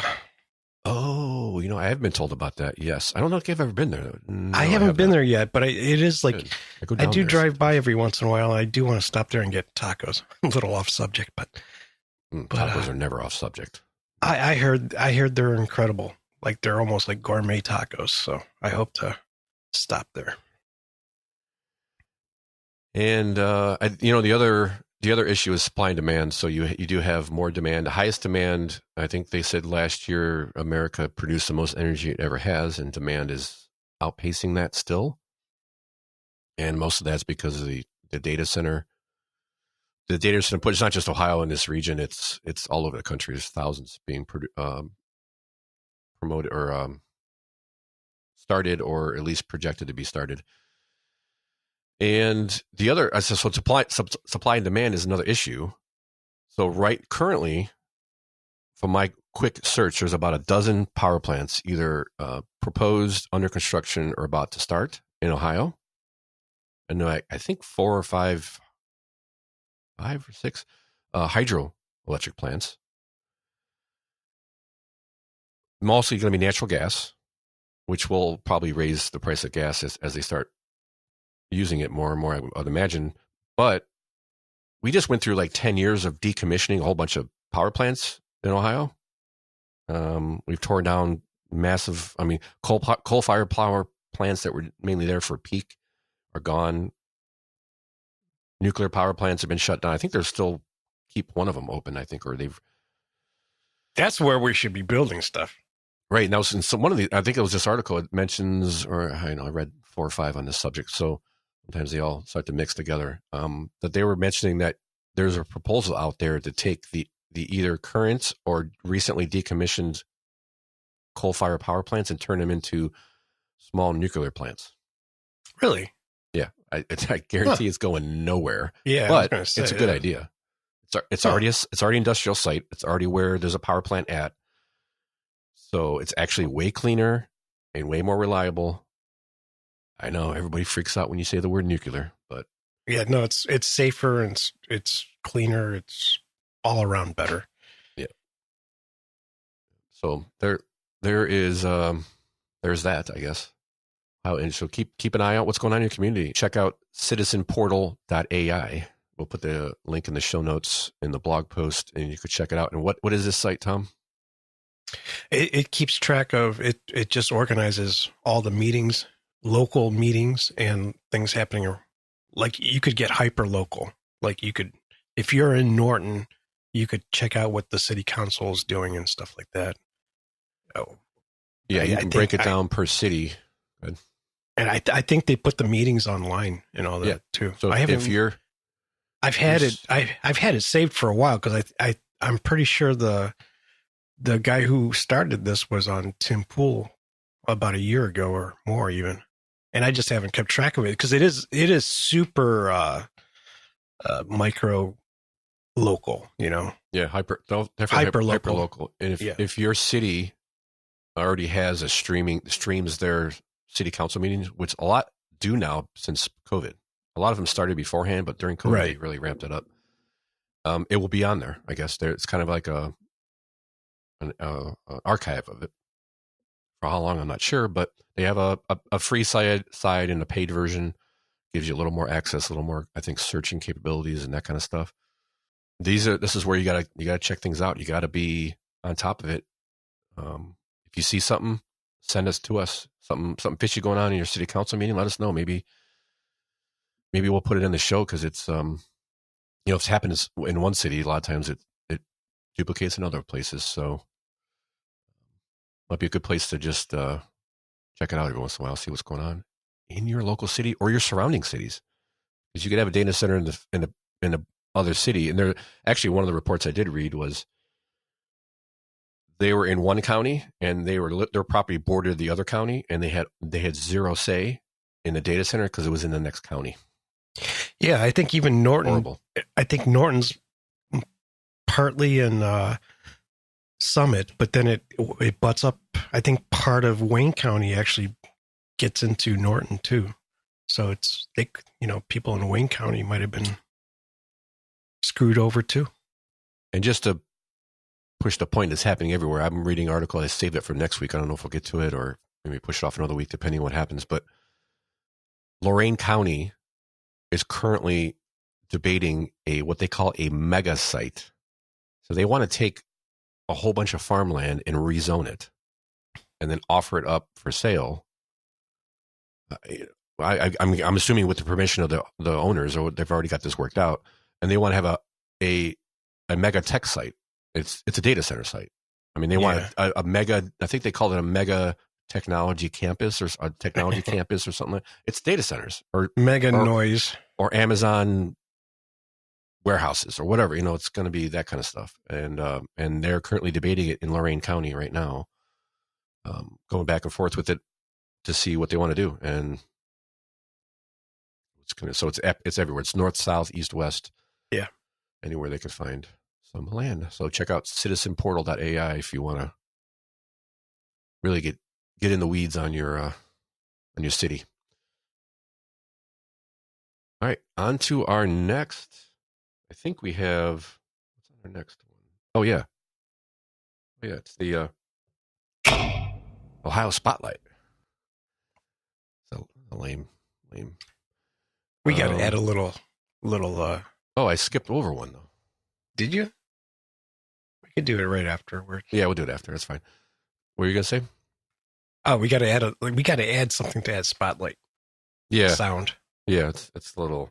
It's not quite much. I don't know if anybody would know what that is. I know, that's why I say Spotlight.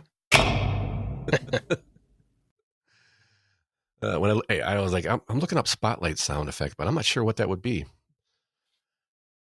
Tom, did you know that no matter where you live in Ohio, you're only a few hours away from a cruise ship destination? I never really thought of Ohio as a cruise ship destination. I tell you what, the more I looked into this, the more I went, this looks interesting. So I heard about it last year. Never looked into it though. I guess it's something that's been going on for quite some time, but there are cruise lines that cruise the Great Lakes, which I think would be fabulous. Go through the locks and stuff. I think that'd be cool. And here's the article. Basically, is Cleveland closed its record-setting cruise season with more than 8,700 passengers visiting in Cleveland from 53 ships that docked in Cleveland. Each person they estimate spent $150, totaling $2 million in revenue for the city of Cleveland. So is it like a day trip? Yeah, it's like you go to a cruise out of Florida and you sail to Bahamas and you stay there for 6 hours or overnight sometimes. And you go on to the next one. And they start either in Ontario and go up towards Superior, or start up towards Superior and come down. You can go either way, just like a lot of cruises are that way. And some of these ships are really good. I mean, there's some high end cruises, 10 and 12-day cruises. Oh, no kidding. Okay. Yeah. Oh, they got a 14-day American Great Lake route. No kidding. Yeah. And a 9-day. Cool. Yeah, it seems, I don't know. It seems like a no-brainer for me. I'm going to look into it, but Yeah, so they had about $1.3 million direct visitors spend in the year, but with everything, port and everything, they exceeded $2 million. So it's actually some good revenue for the city. And I actually did a quick search for Great Lakes tour or Great Lakes cruises, and I got this little gem here from a YouTube channel, like a travel channel. He did a cruise through the Great Lakes, and here's his review on Ohio, Cleveland, I should say. Overnight, our ship traveled quite a long distance to the American side of Lake Erie, and when I woke up the next day, which was the second day of our 12-day cruise, our ship was docked in Cleveland, Ohio, and the dock was in a very unusual location in an industrial part of town right next to the stadium where the Cleveland Browns football team plays. Ew. Now, on paper, taking a cruise to Cleveland doesn't sound all that exciting, but I actually had a really nice day in Cleveland. I took an excursion to the Rock and Roll Hall of Fame. Naturally. I spent several hours there and was really impressed with all the displays and exhibits they had. And because our ship was in Cleveland all day, I had time to walk into the downtown area for a look around, and even found a little pizza place where I had some pretty great pepperoni pizza for lunch. Here's a little time-lapse video I shot from the balcony of my cabin as our ship was leaving Cleveland at the end of the day. Beautiful shot. I had a much better time in Cleveland than I had expected. I hadn't thought of Cleveland as a place I would really want to visit, but after spending the day there, I now see why cruise ships go there. God, that guy's voice is something else. I know. It was the best one I could find. It was all right. I'm just yeah. It actually put a spotlight. I'm not going to do it on the Browns Stadium and the fact that it has to go. It'll be a great stop when all the rubble is there. Yeah, well, because they have a drone shot of the ship sitting next to. So if you're looking at the Brown Stadium from downtown Cleveland, it's to the left of the stadium. And there's this one little port, and it's where ships offload like gravel and whatever else they do. It's the Port Authority, right, and there's no other place for it to dock. But when I saw other videos when they're like leaving Detroit, for example, it kind of puts a good note or a good exclamation on stresses the importance of having a nice downtown lakefront that we don't have anything in the lakefront. Nothing. There's nothing there, virtually. Well, hopefully that's going to change. Probably not in my lifetime, but yes, and it really shows the possibilities that the lakefront has. I didn't know this was even a thing. Cruises in the Great Lakes. What a great idea. Well, you know what? The only reason Chicago's got a lakefront is because it burnt down. So we might have to take things almost our own. Very similar to Detroit, but not quite the same way. Sorry. But yes, I just kept going, oh my gosh, how embarrassing. But he had a good time. I mean, Rock Hall of Fame, that's a no-brainer. Every city built a lakefront, we put a highway on it. And an airport. Yeah. In other news, there's more and more talk about the city of Cleveland pushing to shut down Burke. So, yeah, I saw that. I didn't. 10 years from now. I didn't dig into that. 10 years from now. Well, I remember when the Browns thing was going on. They estimated 5 to 7 years to shut an airport down. Yeah. Okay. Because of FAA regulations. Right. I don't know. I'm not sure why it takes. You just put a close sign on it and you fly to another one. I don't understand. Maybe it's because we really don't have another one. I mean, we do, but can it handle it? Not that there's a lot. There's like 4 flights a day. Is it? I guess so. I don't know. Maybe I'm sure there's more than that. But what was always explained to me, which always made sense to me, was it's not the amount of planes that fly into that; it's the amount of money that flies into that airport. Right. It's all rich people, right? How much influence they have on the city, and it's really convenient to fly in. You take a 15-minute cab or limo ride to your office, and then you leave. Right. Your meeting or whatever, and you leave. So I think, but it is cool to see that we get tourism from cruise ships, and I'm really going to look. I'm like very excited about it. I can't wait to take a look, and I wonder how much they cost and all that stuff. It's neat. Yeah. I'm still not like sitting here going, I need to do this, but I'm taking the spotlight away from the spotlight. Damn it. Going through I'm a geek. I'm a nerd. Going through a lock in a ship sounds really cool to me. Yeah. I mean, yeah, I guess so. But I like to see Detroit from that angle. You go up to Chicago that way. That'd be kind of cool. Different way. Especially in the wintertime. Just kidding. Anyway. Next on our list of topics or stories we were looking at today was I guess I didn't. I just have it. There you go. Ohio is both shrinking and exploding all at the same time. That's what I read with these two articles. Pardon me? Yeah. We're shrinking and exploding all at the same time as far as population. Oh, by the way, yeah, that's our next story. But did you want to hit the in Dover? Yeah, that's what I was getting. Yep. That's good. That's tied into the same thing. Oh, okay. So Dover, sorry, I think that was I misled you, man, a little bit. But yeah. So I'm reading these two stories. That's why I put them in the list of lineup as kind of combined because it's a tale of two areas. So there is a new plant coming in to Dover, Ohio, which is Tuscarawas County, which I think I was getting that from before, and it is from a German manufacturer, German-based Schaefer, to build manufacturing facility in Dover, bringing 450 jobs. See, there's difference, data center and factory, and $27 million in associated payroll for the county, which is for Dover is huge. Dover, again, a rural county, rural city in Tuscarawas County. And the issue it's bringing up is quite interesting, is with all these jobs coming in, and they're scheduled to start manufacturing sometime in 26, I believe it says. Yeah, I think next year.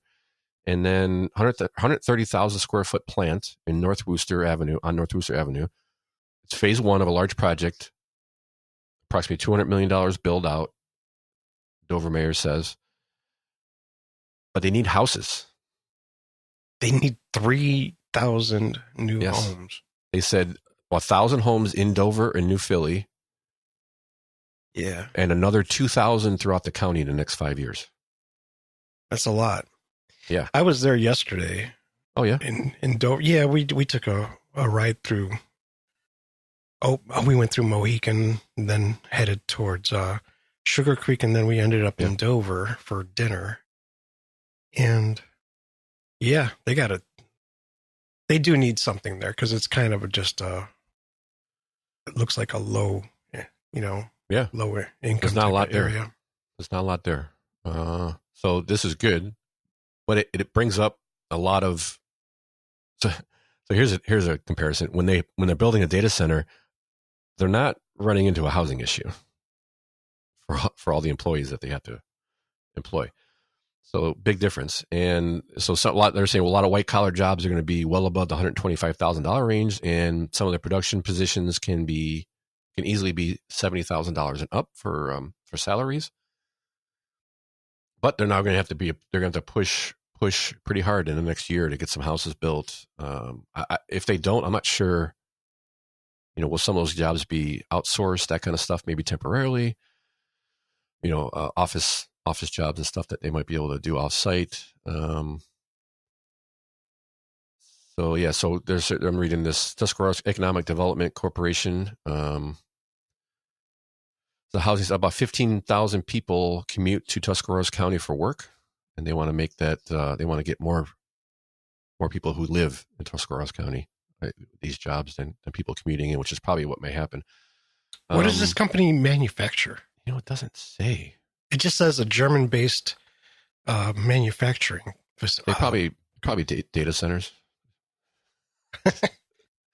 Yeah, that's a good question. It does not say. I would have put that. Yeah, it's a good question because I would think it's going to be something that deals with a little bit better.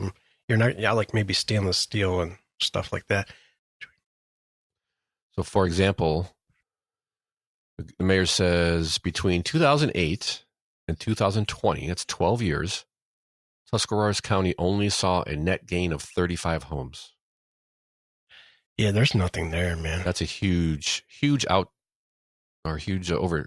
something to take over, as far to accomplish, to get done 1,000 homes in a year. That's not gonna we did see happen. But what really stood out when we were driving through there, and I'm not sure what's in between Sugar Creek and Dover when you're on 39. I forget what that's not called. a whole lot. It's farmland. It's Amish country. But it's gorgeous. But we're driving towards Dover, going towards 77. And right around there, we did see some like new, we saw them throughout, but we caught some new developments there, housing developments there. And they really stood out because it's a middle farmland, and you're just like looking at all these like homes that all look the same. And it's almost like they just put a little suburb right in the middle of a farm. Yeah. And so they're going to, I have a feeling if they need that, they're going to be building a lot more of those there around there. And that was pretty close to the highway too. So Schaefer is a global manufacturer of motion technology products, such as rolling element bearings for the automotive, aerospace, and industrial sector. So good jobs, like building something, making something. That's founded in 1946. Conveniently after World War II. German-based. Well, they were probably making stuff for war. Yeah, and then they shut down and then restarted up in 1946. Yeah, with a different name, so it makes sense. So that's, and then to contrast, that's why I said we're both shrinking and exploding. To contrast, according to this article in news, the last one was News Channel 5 article that we'll have in the blog in the show notes about the Dover factory. Ohio is witnessing a migration wave as residents exit in search of better opportunities. So Ohio is currently that headline is totally misrepresenting the article. I think you are correct. Yeah. I think they're leaning on one narrative more than the other one. That's probably a much more. Because I don't think this is just Ohio. This is our country. Yeah, the world actually. So a couple things I didn't know is Ohio is the 7th most populous state in the country. Mm-hmm. And at the current rate, by 2030, they're saying we will be the 9th most populous state. See, I don't agree with that, because I don't think I think they're just looking at our state. I think every state is gonna go through the same thing. Maybe there's going to be an adjustment period where we go up and down with other states. But are we shrinking as a country? Yeah, for sure. Okay. Well, unless you makes sense. But. No, we are. But I mean, if they're going to start counting asylum seekers, then migrants and asylum seekers and stuff like that, then are we shrinking? Yes, I still think we're shrinking. Because if you're going to stop that, which I think we should, we're definitely going to shrink. I think all states will. Yeah. The Amish are going to be the only ones growing in population, but not fast enough to keep up. Statewide. No. When the average American is less than 2 kids, the average American family is less than 2 kids, or 1.6 right now. Yeah. So you're not even replacing yourself. So it's definitely shrinking. I think among conservatives, it is 1.9, which is still not, replacing yourself. You got to be 2.5 to replace yourself. How that works, I don't know, but I think they're taking into account like deaths and disease and stuff like that. Yeah. Okay. Yeah. That makes sense. So 2.5, and we haven't been that since probably the 70s, I'm thinking. Anyways, every state's going through that, and I was going to say I think the liberal, more left-leaning people are at 1.1, so they're not even close to replacing. Well, there's some good reasons behind that, which we don't need to get into, but I think there's a tale of two worlds here, because there's 14 out of the 88 counties in Ohio are growing. And some of those counties are exploding because of what's going on in Columbus, the build out, the bringing in. They're building crazy in Columbus. So counties around Columbus are exploding. but the majority of the counties in Ohio are shrinking. Like you said, so if we're going to shrink to 9th or what are the other states? Aren't they just moving along with us? Or are we just moving? That's what I'm saying. I don't think they're taking into account other states shrinking as well. And the only reason they might not be, and I guess where I was going at, the only reason they might not be shrinking is because of migrants and asylum seekers. Oh, yes. And, yeah, that makes sense. Like California, a ton of people have left California, but their population, it's gone down, but not as quickly as you would think. They're eating the dogs. They're eating the cats. Yep. Springfield, 20,000 in like 5 years. 40,000. Yeah. So this is it's an issue. I guess we got to keep track of it, but I don't think it's the alarm, is like you're saying, it's as alarming as they're saying, but they do just go through some of the stats, fewer births, aging population, between deaths and people leaving. We're on a downward trend, like you're saying. Yeah, I think we're headed towards a cliff. I think it's going to slowly decline in population, and then it's going to go real quick, and it's going to be a shock to the system. So, for example, they're expecting Columbus to grow by double digits through 2050. Columbus area. Yep. Yeah. Yeah. Okay. Which, I mean, it makes sense. It's the capital, but there's a lot of stuff going on there. It's about, they bring up JobsOhio in here, so that's nice. Yep, that's about it. So, yeah, it does say the graphic at the University of Virginia shows the top 10 largest states and the top 10 fastest growing states. So there are states growing. Fastest growing state right now is Utah with 13.1. And largest state expected in 2030 is still California and Texas and Florida. So, yeah, but Utah's growing because I would think Californians moving there, right? Yeah. So you got a lot that 13% is not. I think there's an underlying for Utah. That's not much. Yeah. There's an underlying issue, and that's just people not having kids. So, but that's what I was. Yeah, that's the biggest issue is not having enough kids. We're not replacing ourselves, let alone replacing the people who are leaving Ohio for whatever reason. So regardless of the economic conditions in Ohio, we're still going to be shrinking, I think, because we're not making babies. Mm-hmm. Not making babies. And if are we going to lose political power? Yes. I don't know. I think we will. That was in the article, yeah. I think we will, but I think it's going to start. What's going to happen is going to go. There's like this pendulum going back and forth between states. Yep. It's a little turbulent. So in the end, I don't know, but yeah, it's actually a great point. Are they taking into consideration all the other states? Are they just saying we're going to continue to go down where all the other states stay the same? That's probably it's a little. I don't know. I think it's a lot deeper. I think there's a much deeper issue here than what they mentioned. Yeah, they want to blame the economy, I think, is their main push. Yeah. And I don't think that's really the biggest issue. We can talk about that one day. We should do an episode on that. Just the population decline and what's going to happen, because I think the housing market's going to totally get obliterated. Yeah, because might be starting. Like I said, we're headed towards a cliff, but they keep saying there's not enough homes. And yes, maybe like in areas like Dover and stuff, there isn't, because they're going to build a plant. But I think overall, it's like, man, once the boomers start leaving the planet, people are going to start inheriting their homes. Yeah. Then are those children or those grandchildren going to be moving into those homes, or are they going to be trying to sell those homes? Which means if they have a home, they're going to be trying to sell too. So there's going to be a whole lot of houses coming up for sale, and I think that's going to blow things up. Going to fix itself in some ways, I guess.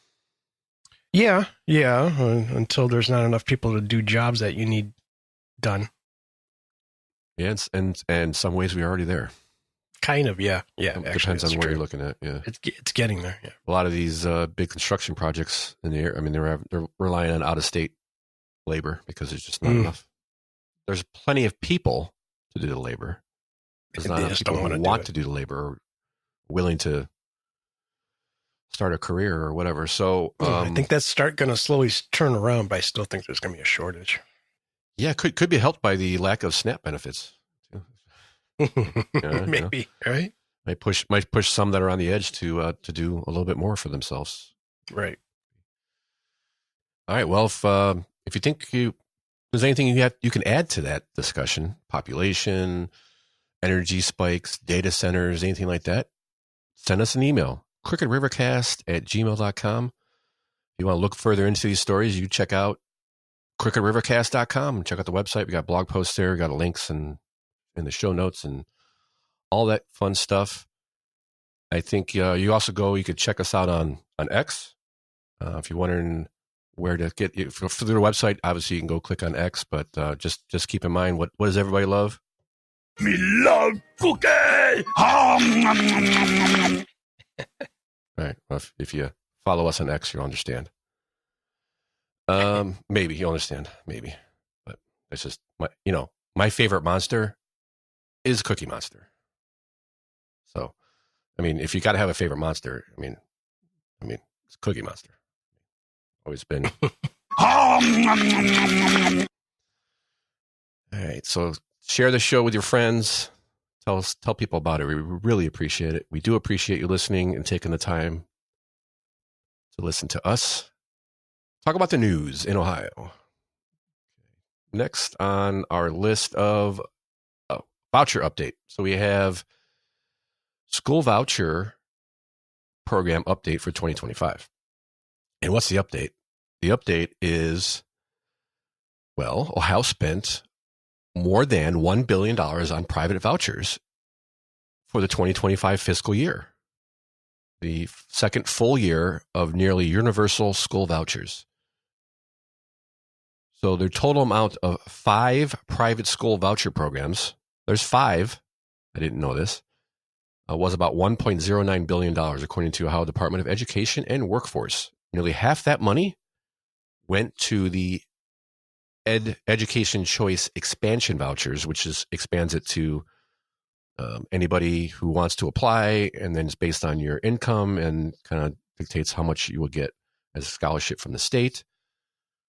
The Ohio Education Association president, Jeff Wensing, said, "The thing that we are concerned about is it seems like the Ed Choice Voucher program is expanding and skyrocketing with money that's being poured into that program. And there aren't nearly as many students in that program to warrant that kind of infusion of money." Okay. Fair point, maybe. I mean, let's look and see.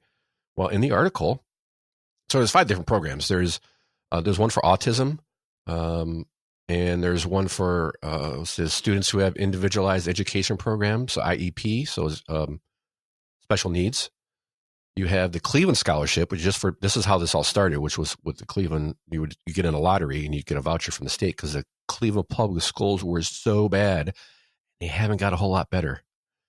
I mean, they got new schools, and so that was kind of how this all started. So they also have students living in the boundaries of low-performing schools are eligible for Ed Choice scholarships. And then they have the Ed Choice Expansion Scholarship, was eligibility. Let's see. Lawmakers expanded it to expand eligibility to 450% of the poverty line 2 years ago. All right. So with this program, they sent 100,000. So this is just the Ed Choice expansion. This is the main thing that everybody's complaining about, because nobody's going to complain about the city of Cleveland getting extra money because they're horrible. Their school system's horrible. No one's going to complain about IEPs, the special needs. No one's going to complain about autism. But what they are complaining about is the Ed Choice expansion, the voucher program. So there were 100,930 scholarships awarded. So remember, he said this is being expanded. There's not a lot of kids for all the money that we're spending. 100,930 kids awarded an average scholarship of $4,598. The average this is going off memory, so the average Ohio public school per child spend is over $16,000. I say it's a good deal because what ends up happening, as far as I can tell from a personal experience, if your tuition for your school is $6,000, you have to come up with the other $2,000. You have, so for K through 8, you get up to $61.66 in scholarship. High schoolers receive up to $84.08, $8,408 of scholarship from state funding. The rest is up to the parents. I can tell you by personal experience, the average private high school is well over $8,400 per year. Well over $8. Most cases, double that. I don't know. I can't see the con here. What's the downside? You got anything? I can't think of anything. No. Now, for example, the average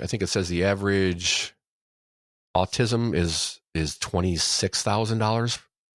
Oh, here it is. 6,016 autism scholarships were awarded, totaling $159 million, with the average cost of $29,110 per participant. Because they're autistic, so I guess they have more needs. I don't see a downside. So that's just updates. 2025. They increased the budget going into 2026 for school vouchers. So this is just getting this program is expanding, and it seems like a winner. I know the public schools aren't happy about it, but I don't know. You're getting a better education in most cases, so I don't see how it's a downside. Except if you're a public school trying to compete with a private school, which you really can't. In a lot of counties, a lot of school districts, there are some that are as good or better, but I don't think there are some really good ones. Yeah, I don't think it's not the majority. I don't think, in my opinion. But I don't know. I could be wrong. You get in a rural area, maybe it's a better school. You don't have as much money. You get in the big cities, you got a lot of money, but where does it all go? Isn't the school in? I forget what county. It's Medina County, but I forget what the school system is called there. But that's supposed to be a great school. Yeah, Medina, North Ridgeville, or North Olmsted. One of those. Both of them actually. Solon's got a really good school system. Yeah, but that's rare.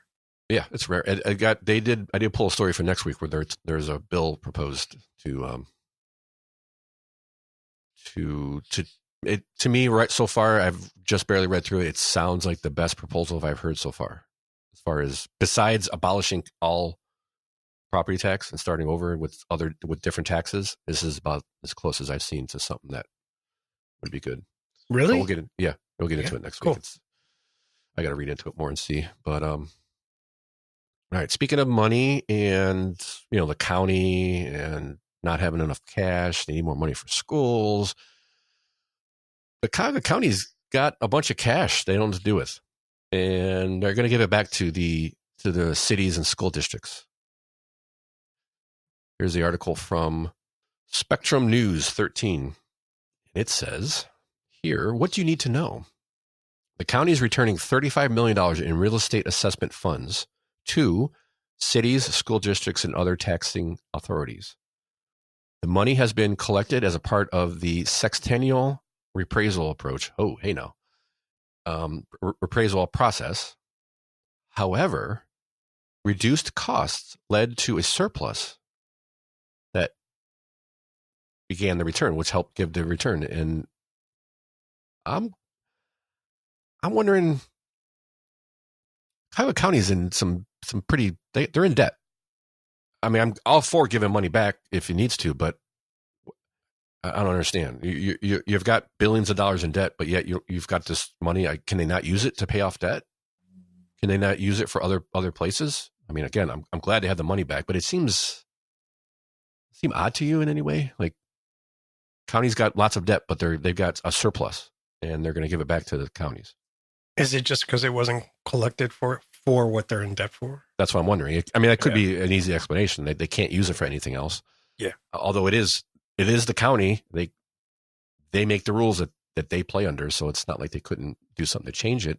Again, not complaining about it. I'm also wondering, where's the money going to go when it gets to the cities or the school districts? These school districts that are, in a lot of cases, overfunded already, carrying over 40, 50, 60% of their budget from the next year into the following year. And are they going to get an extra influx of a couple, 10, 20,000? I don't know.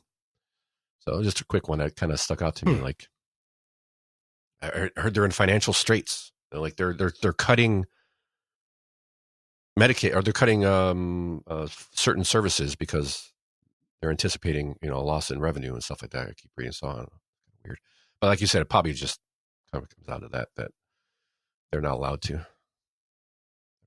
But they are giving some money back, so there's it's just going to get squandered in somewhere else anyway. So yeah, that's exactly what's going to happen. So I shouldn't really should be more like I'm starting to figure these buttons out, Tom. All right. Next on our list is a little update on the Cincinnati police chief debacle that's happening right now. So I think we touched on it last week, didn't we? Yeah, they put her on paid leave. Did we touch on it? Yeah, we did. Well, no, she wasn't on leave when we touched on it. That happened after we played the clip from her. That's right. We played a clip from her. Yeah. Trying to put people in timeout. That's what it sounded like. Yeah. You want me to play it again? Yeah, please. Approach you if you start to behave disorderly on Fountain Square. Because these things sometimes start as a minor altercation and then evolve into something bigger. So do not come downtown, especially on Fountain Square, if you don't know how to behave. That was just partial. Yeah, you better be good. We'll put you in timeout. There was I didn't dig it up, but I think, when did that beating happen in Cincinnati? A couple months ago. Yeah, it happened a couple of months ago, or a month ago, whatever. Yeah, something like that. But anyways, there was a clip of her at that time too, basically blaming social media. Yeah. For, so she's had a couple of issues. Well, blowing it out of proportion, I think, was her kind of point. Like, you guys are making it more, this is not what, like, oh, she was like, oh, we didn't see what happened before. It's like, it doesn't matter. This guy got beat nearly to death. Yeah. We have 10 minutes of video or whatever it was, and no cops show up when people are just wailing on each other in the street. Right. Hello. She just she doesn't know how to handle anything. And, well, we talked about it a little last week. You know what I think about her. Yes, but we have now. Every police chief in every major city in Ohio. Yes. And there's a couple things that come out in this report that I'm reading on, that it is a literal he said, she said. He said, she said. That's a little bit better. He listened to so the police chief is got a boss. Police chief has a boss. She can't do whatever she wants in Cincinnati. No, who's her boss? Is it the mayor? We'll find out. Because here's the he said, she said. So hold on, I got. Oh, okay, got you. Mayor Pureval and Chief Thigi were standing side by side Tuesday, outlining their plans to combat violent crime downtown. We cannot have shootings on Fountain Square and Government Square. That cannot be just a normal day in Cincinnati. We have to put an end to it. That is her charge. That is my charge. And we are working with urgency to do just that. And then, just a day later, she's being asked to step down. It came up during Local 12's mayoral debate tonight. With the recent violent crime in Cincinnati, is a change in leadership at the police department needed? The mayor says city leaders are reviewing all of their strategies. Look, the police chief is currently the chief. It is absolutely the city manager's responsibility to make those kinds of decisions. But in my role, leading this city through those strategies, through that vision, I will continue to double down on issues and strategies that are working and look elsewhere for solutions when our strategies are falling short. Huh. Okay. So city manager. He's blaming the city manager. I didn't do it. It's their decision. I'm all for it. But he appointed her as interim police chief in February of 2022. Yes. Here is the next. So that was local 12 news, I think, out of Cincinnati. Yeah. Cincinnati. Here's the next part of the report, or another report. This is about a week ago. I'm getting these from. And this was at the press conference of the police chief hired a lawyer. As they asked her to step down, and she said no, so then they put her on paid leave, which I like to call paid time out in her case. And that's when all this started blowing up. And then they had a press conference, and there were scattered signs of scattered journalism here, Tom. Yeah, what? I know, it's crazy. Yeah. So they asked the lawyer. You'll see this clip. The lawyer's talking. She doesn't really. The chief hasn't said anything. It's everything through her lawyer. So, and she has a little bit different side of it. Here. We bring good things. Wrong one. See, I knew to be at least one this show. I screwed up. Chief Thigi stands before you today accused of no wrongdoing and having done nothing to deserve this action. Exactly. The unfortunate conclusion we have to reach from these facts is that she is being used as a political scapegoat and a political pawn. It was on the chief's 35th anniversary at CPD when the city manager, through a city attorney, asked her to leave the building pending what the city said is an investigation into the effectiveness of her leadership. The move comes just days after the city has experienced several violent crimes downtown. The loss of her leadership at this critical time is a blow to this city. It has made us less safe, not more safe. But the fact is, while violent crime overall in the city is lower year over year, there has been a spike in violent crime downtown this year, including last week's shooting at Fountain Square. The Central Business District is the heart of Cincinnati. Who else would you go to make things better unless you fire the coach? I think the answer to that is that you let the coach do her job. And I think she's been here for how many years? She's been in her current position approximately 3 years. So isn't 3 years long enough to continue a positive trajectory? The chief was hamstrung by the politicians. Attorney Ims went on to say several of Thigi's requests were shot down by the mayor, including, he says, when she asked him to engage with judges to raise bonds to keep repeat offenders off the streets, and he refused. The mayor's office in a statement said that is not true. Another statement said the mayor did not take direct action against Thigi. It's a city manager's decision. It wasn't me. I didn't do anything. It was this other person, the city manager. Oh, she's terrible.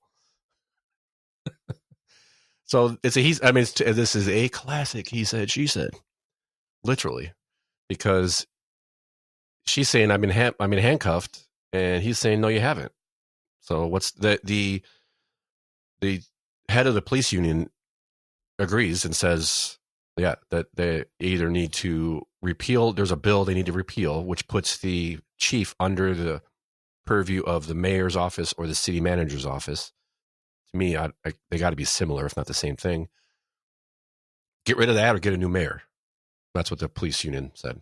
But I think just get rid of all of them. I mean, that's just my opinion, but people in Cincinnati, and we're 2 weeks away from an election, by the way, Cincinnati, right? Yeah. Yeah. So, or all over the state, really. But yeah. I can't believe they actually had a follow-up question to that. That was kind of nice. Yeah. So that's going on in Cincinnati. More shenanigans. More shenanigans. Wrapping up. Last couple here, Tom. So a little recap from a story that we covered from was it Lorain County?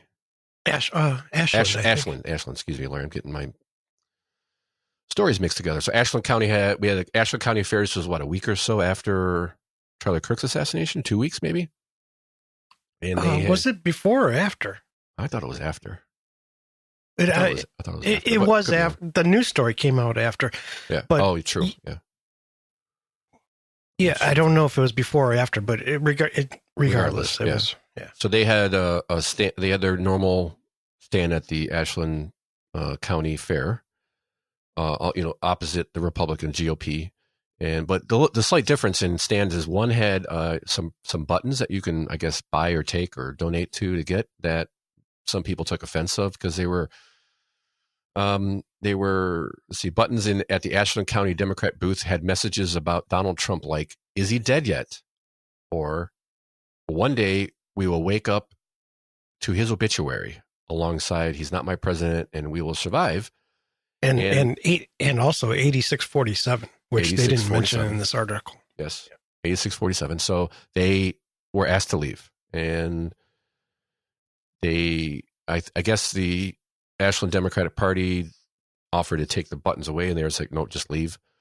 And I think there was an argument for like this article really doesn't mention everything. We'd have to go back to I forget what show number it was, but I think they asked them to remove the buttons, and they didn't want to. Oh, and then it happened a few times.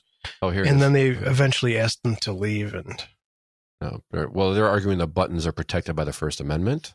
It's inciting violence. I mean, I know they're just buttons, but still, is that what you want your kids to see? No, it is. But there is I thought at one point they did have they signed something to go in there, and I couldn't remember the original article mentioned that there is a decency clause or something like that. But in this article, they're saying there isn't one. It's just like a verbal. It's not actually in anything. So right. So what they're saying is because they brought the authorities in, or the police, that it violates their First Amendment right. And I don't know. I don't if that's a private organization that runs the county fair. They could do whatever they want. I guess. don't think it can. Right? It can't be First Amendment violation because it's not a government agency. But it could be a government agency running it because it's Ashland County. Oh, it's run by the county, right? Yeah. I mean, there could be something there for that, but they're suing the county and the sheriff. Good. Oh no, I was going to say they're suing the county and the sheriff, and for First Amendment rights because of First Amendment rights.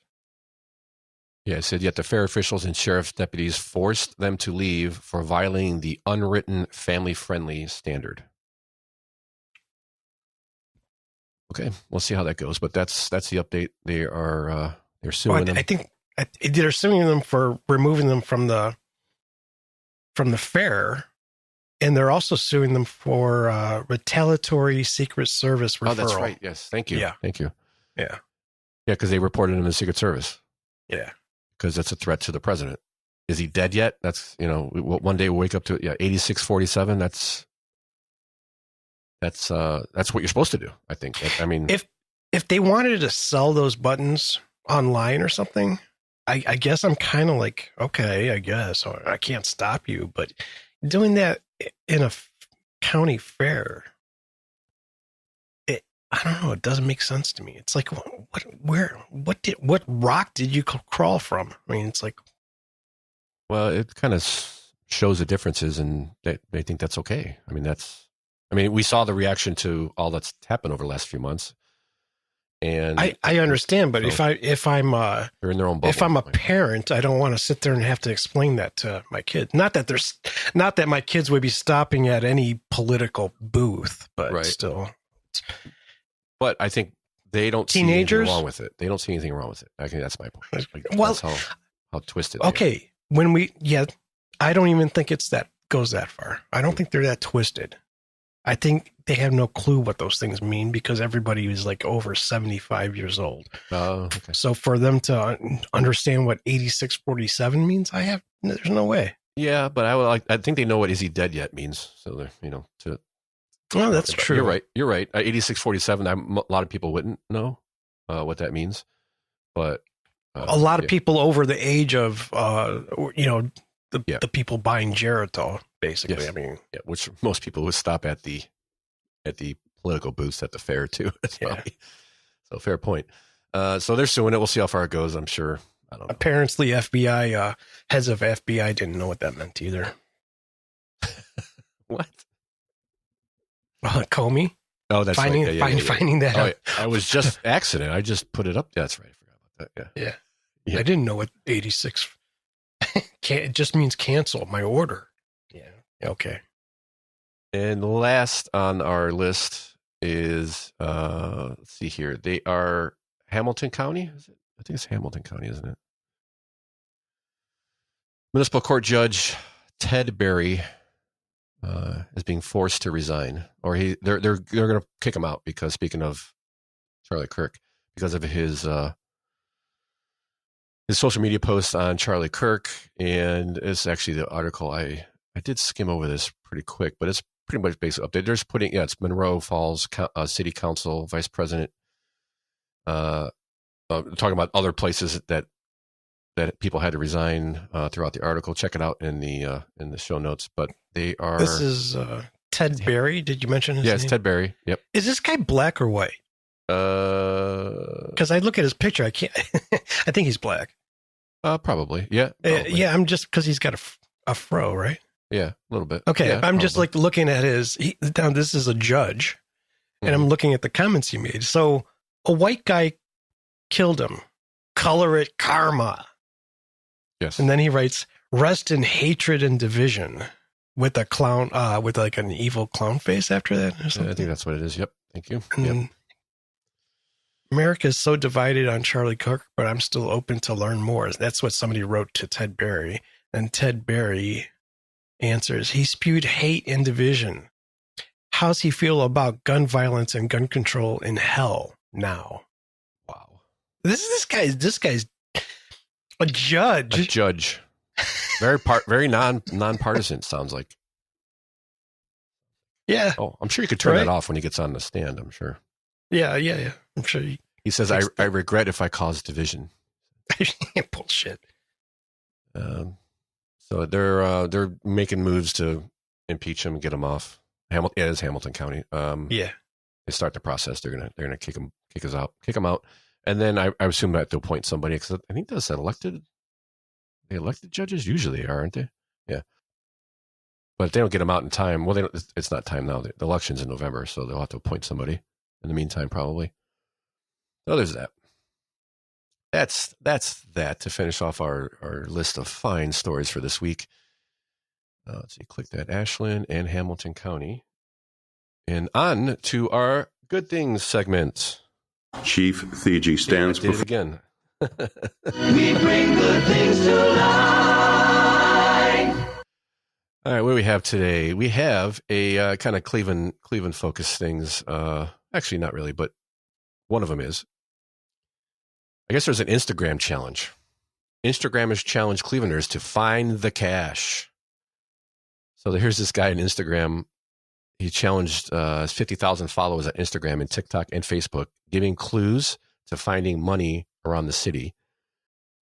I'm kind of wondering, so it's all promotion, and what he's actually kind of started doing is to get businesses involved to help out, and hundreds of dollars, couple $100 here, couple $100 there. And he posts a picture of where it's at, like a close-up shot of something, a vague picture with a couple of clues, and they're saying within minutes people are finding this. That's how popular it is.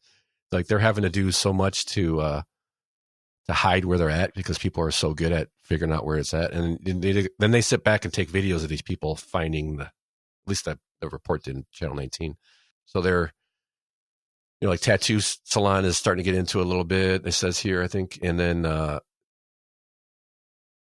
it's a good promotion. I think. I don't know. Would you go try to find some cash if someone posts something on Instagram and said here's $300, go find it? I don't know.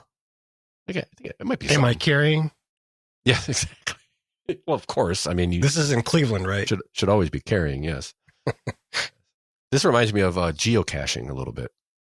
So back when GPS started becoming popular, it's still, I'm sure it's still a thing now, but it was, you can go on a website and they will give you, I think, coordinates or an area where they have a stash of something. And it's usually like a trinket or something native to the area. And then the idea was to swap it out with something else of yours. And, it's kind of like the game.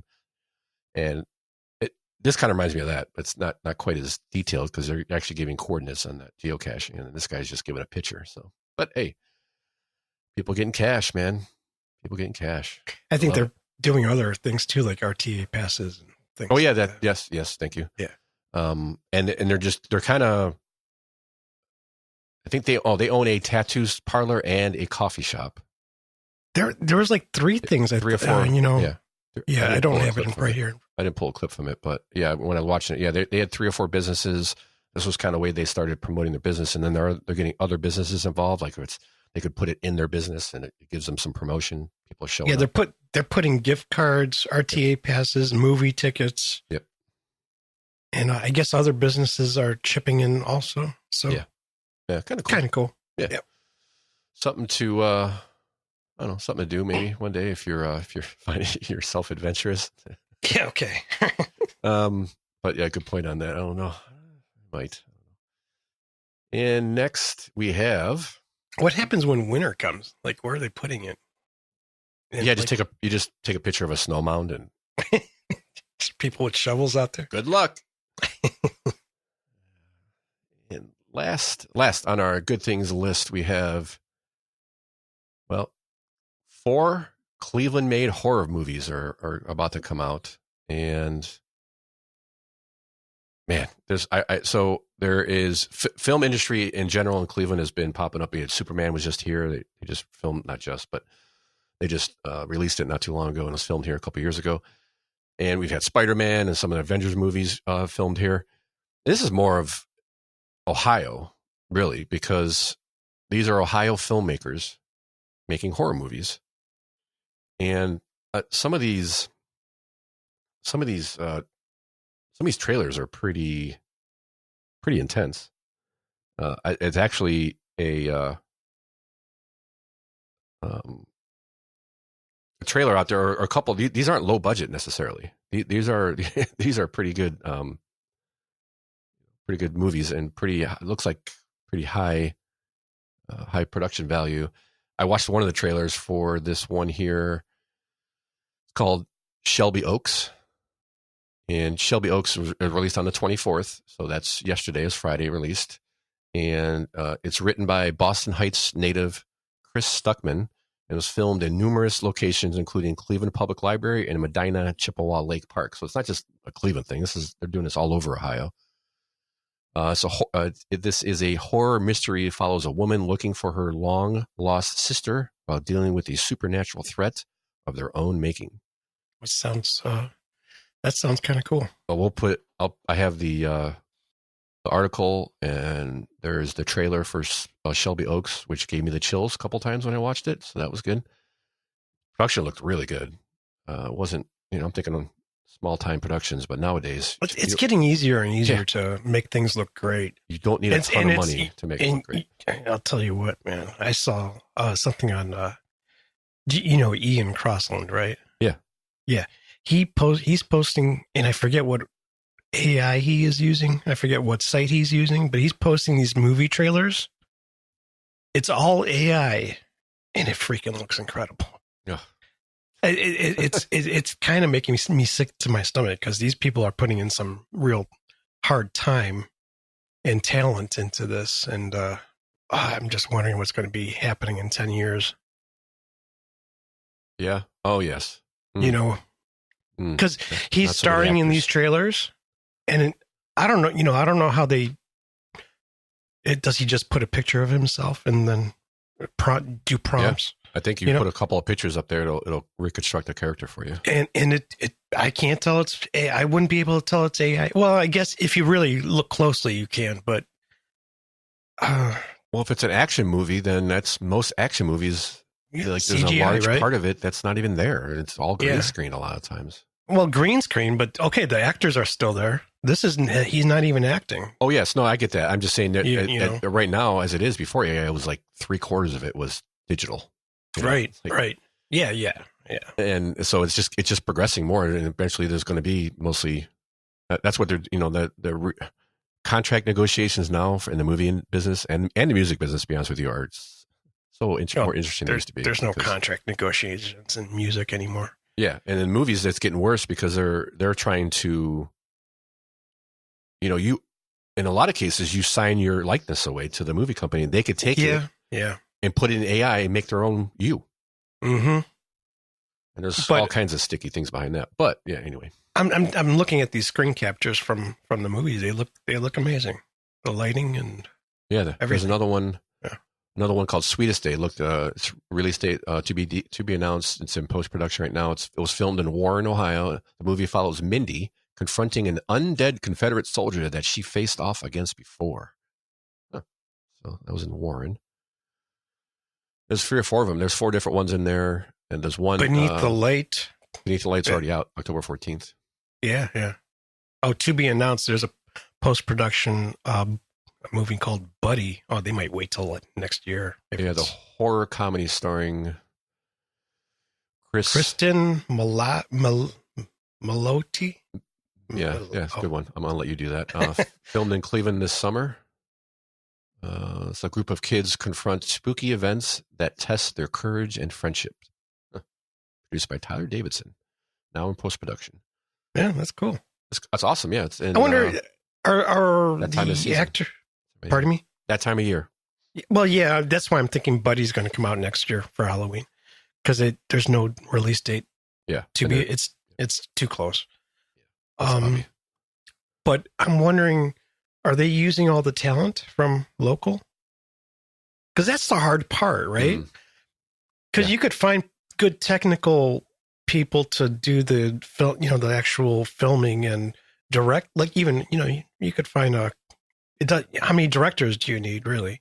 Yeah, right. You only have one on the movie, but as far as actors go, that's the hard part is finding talent. I know it's out there, but how much of it? Like you were saying, we talked about a while ago about music. It's you have to move to Nashville because if you want to make an album, that's where all the musicians, all the really good musicians are in Nashville or in LA or wherever. It's hard to do in Ohio. Yeah, same things for movies, I imagine. I've thought I would think so. So like Superman comes here, right, to film because they're getting tax breaks. Yep. They can do it cheap here, but they got to fly everybody here. I mean, you're going to maybe have a handful of people. What's that called when you're just a side extra? You're going to have extras. Maybe you'll get somebody with a line or two, but from locally here. But other than that, you're bringing everybody in. I'm kind of wondering how these movies were done. If it was all local talent or, question. I would say probably because the budget's a lot lower, so you're probably not going to get. But I don't know. Well, you know what? When we had a photography studio, we shot a wedding for a gentleman who had he had resources, put it that way. Yeah, he had money, and he shot a trailer because he was putting together a movie, and he actually flew in all the actors, and the main guy was Silvio from The Sopranos. I forget what his real name is, but the guy who played Silvio, that was his main character in the movie. So he flew in people, but they filmed it here locally in Ohio, and I'm just wondering what these guys are doing. I mean, obviously they can't get somebody like that, but if they get some backing, they might be able to get some people in there. Well, that's actually what he was trying to do. He's going to put together, he has a script. He's going to put together a trailer and then he's going to try to sell it. I guess that's, yes. That's one way to do it. It's a pilot basically. That's actually a good question. I would hope it'd be a good mix at least, but smaller the budget, probably more local it is. I guess what we'll have to do is go watch these movies and find out, but I don't know. Kind of scary. It's that time of year. I think I need to binge out some some horror stuff. Have you watched Monster on? Speaking of horror, have you watched Monster on Netflix? That Monster? No, it's a story of. It's kind of like the Ed Gein story, which is. I have. I think I've seen that on. Yeah, we're about halfway through it. It's pretty darn good. But Ed Gein is kind of, I guess, based. Is that who Psycho was based on? It seems like that's. It's kind of a we haven't gone all the way through it, but I think that's who Psycho was based on. And I think a lot of horror people were based on, or thriller movies were based on Ed Gein, because I even see like from Buffalo Bill from Silence of the Lambs. Was Right. it Buffalo Bill or Buffalo something? I forget. Yeah. But the guy who was basically making a skin suit, right? Yes, the skin suit guy. That's what we know him as. Skin suit guy, yeah. Yeah. So that's kind of Ed Gein type of stuff there. All right. I wrote it down. I'm going to check it out. It's pretty good. Something to watch late at night. Yeah, do it right before you go to bed. Sweet Perfect. dreams. I mean, you're watching this Shelby Oaks trailer. I'll put it in the show notes so it'll be in there. It's pretty good. I'm upset I didn't pull a clip because it was they do a good job scaring the crap out of you. Cool. Yeah, gotta check that out. So check it out. Support your local filmmakers, and maybe one day they'll see them on the big screen. I'm not sure where they're showing this, but it'll be in the show notes. So you can check it out.